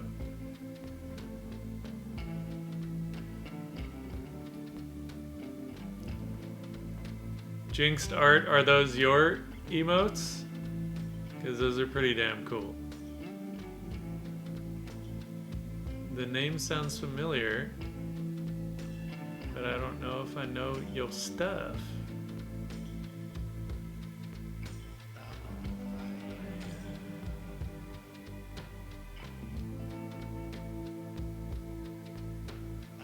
Cool. Damn, so you do all kinds of things, huh? You paint lots of skulls, which is dope. I'm giving you a follow on IG and Twitch. Right on. Love it. Love it. You do paint a lot of skulls. And it's cool because I saw you also paint you do some model painting, which is pretty rad.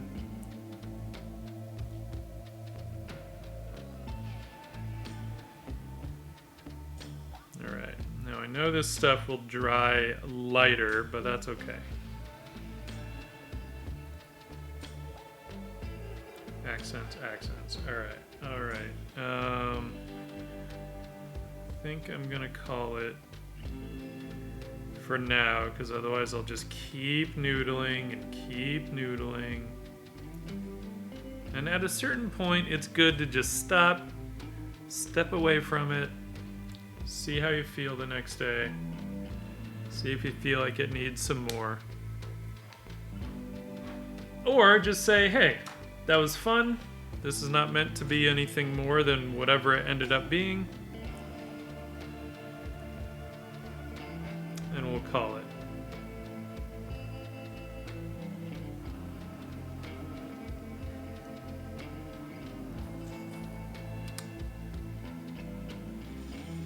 I have to be careful of that wet ink when I'm like reaching over.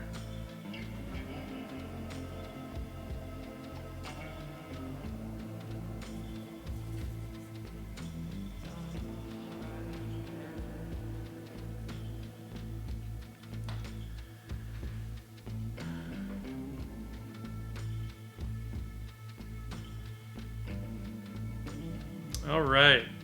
I think we gonna call it. I gotta get to bed, get some work done in the morning. Well, all day, really, because, you know, day job. Thank you, everybody, for hanging out with me. Super fun. Great conversation. I love talking art. I could do it all damn day. I really could. I'm not going to raid anyone tonight because I don't quite have the energy to hang out. But thanks for everybody that hung out with me and you know, got the ink drawing done and got this dude done. Good times. I probably won't be let's see, Monday is a holiday. I might try and stream Monday, but I have an illustration that I'm really trying to get done, just to make more room on my plate. So probably not next week, but the week after I'll go back to streaming 2 nights a week, Mondays and Thursdays. So, but until then, I will be back in a week, Thursday, 7 p.m. Pacific time, right here, where I always am. Thank you so much, everybody, and we will see you next time. Burger Face, I'm sure I will see you on your stream. Jinxed Art, I'm going to try and catch one of your streams. Everyone, I'm going to try and catch your streams. All right, my friends. You all sleep well.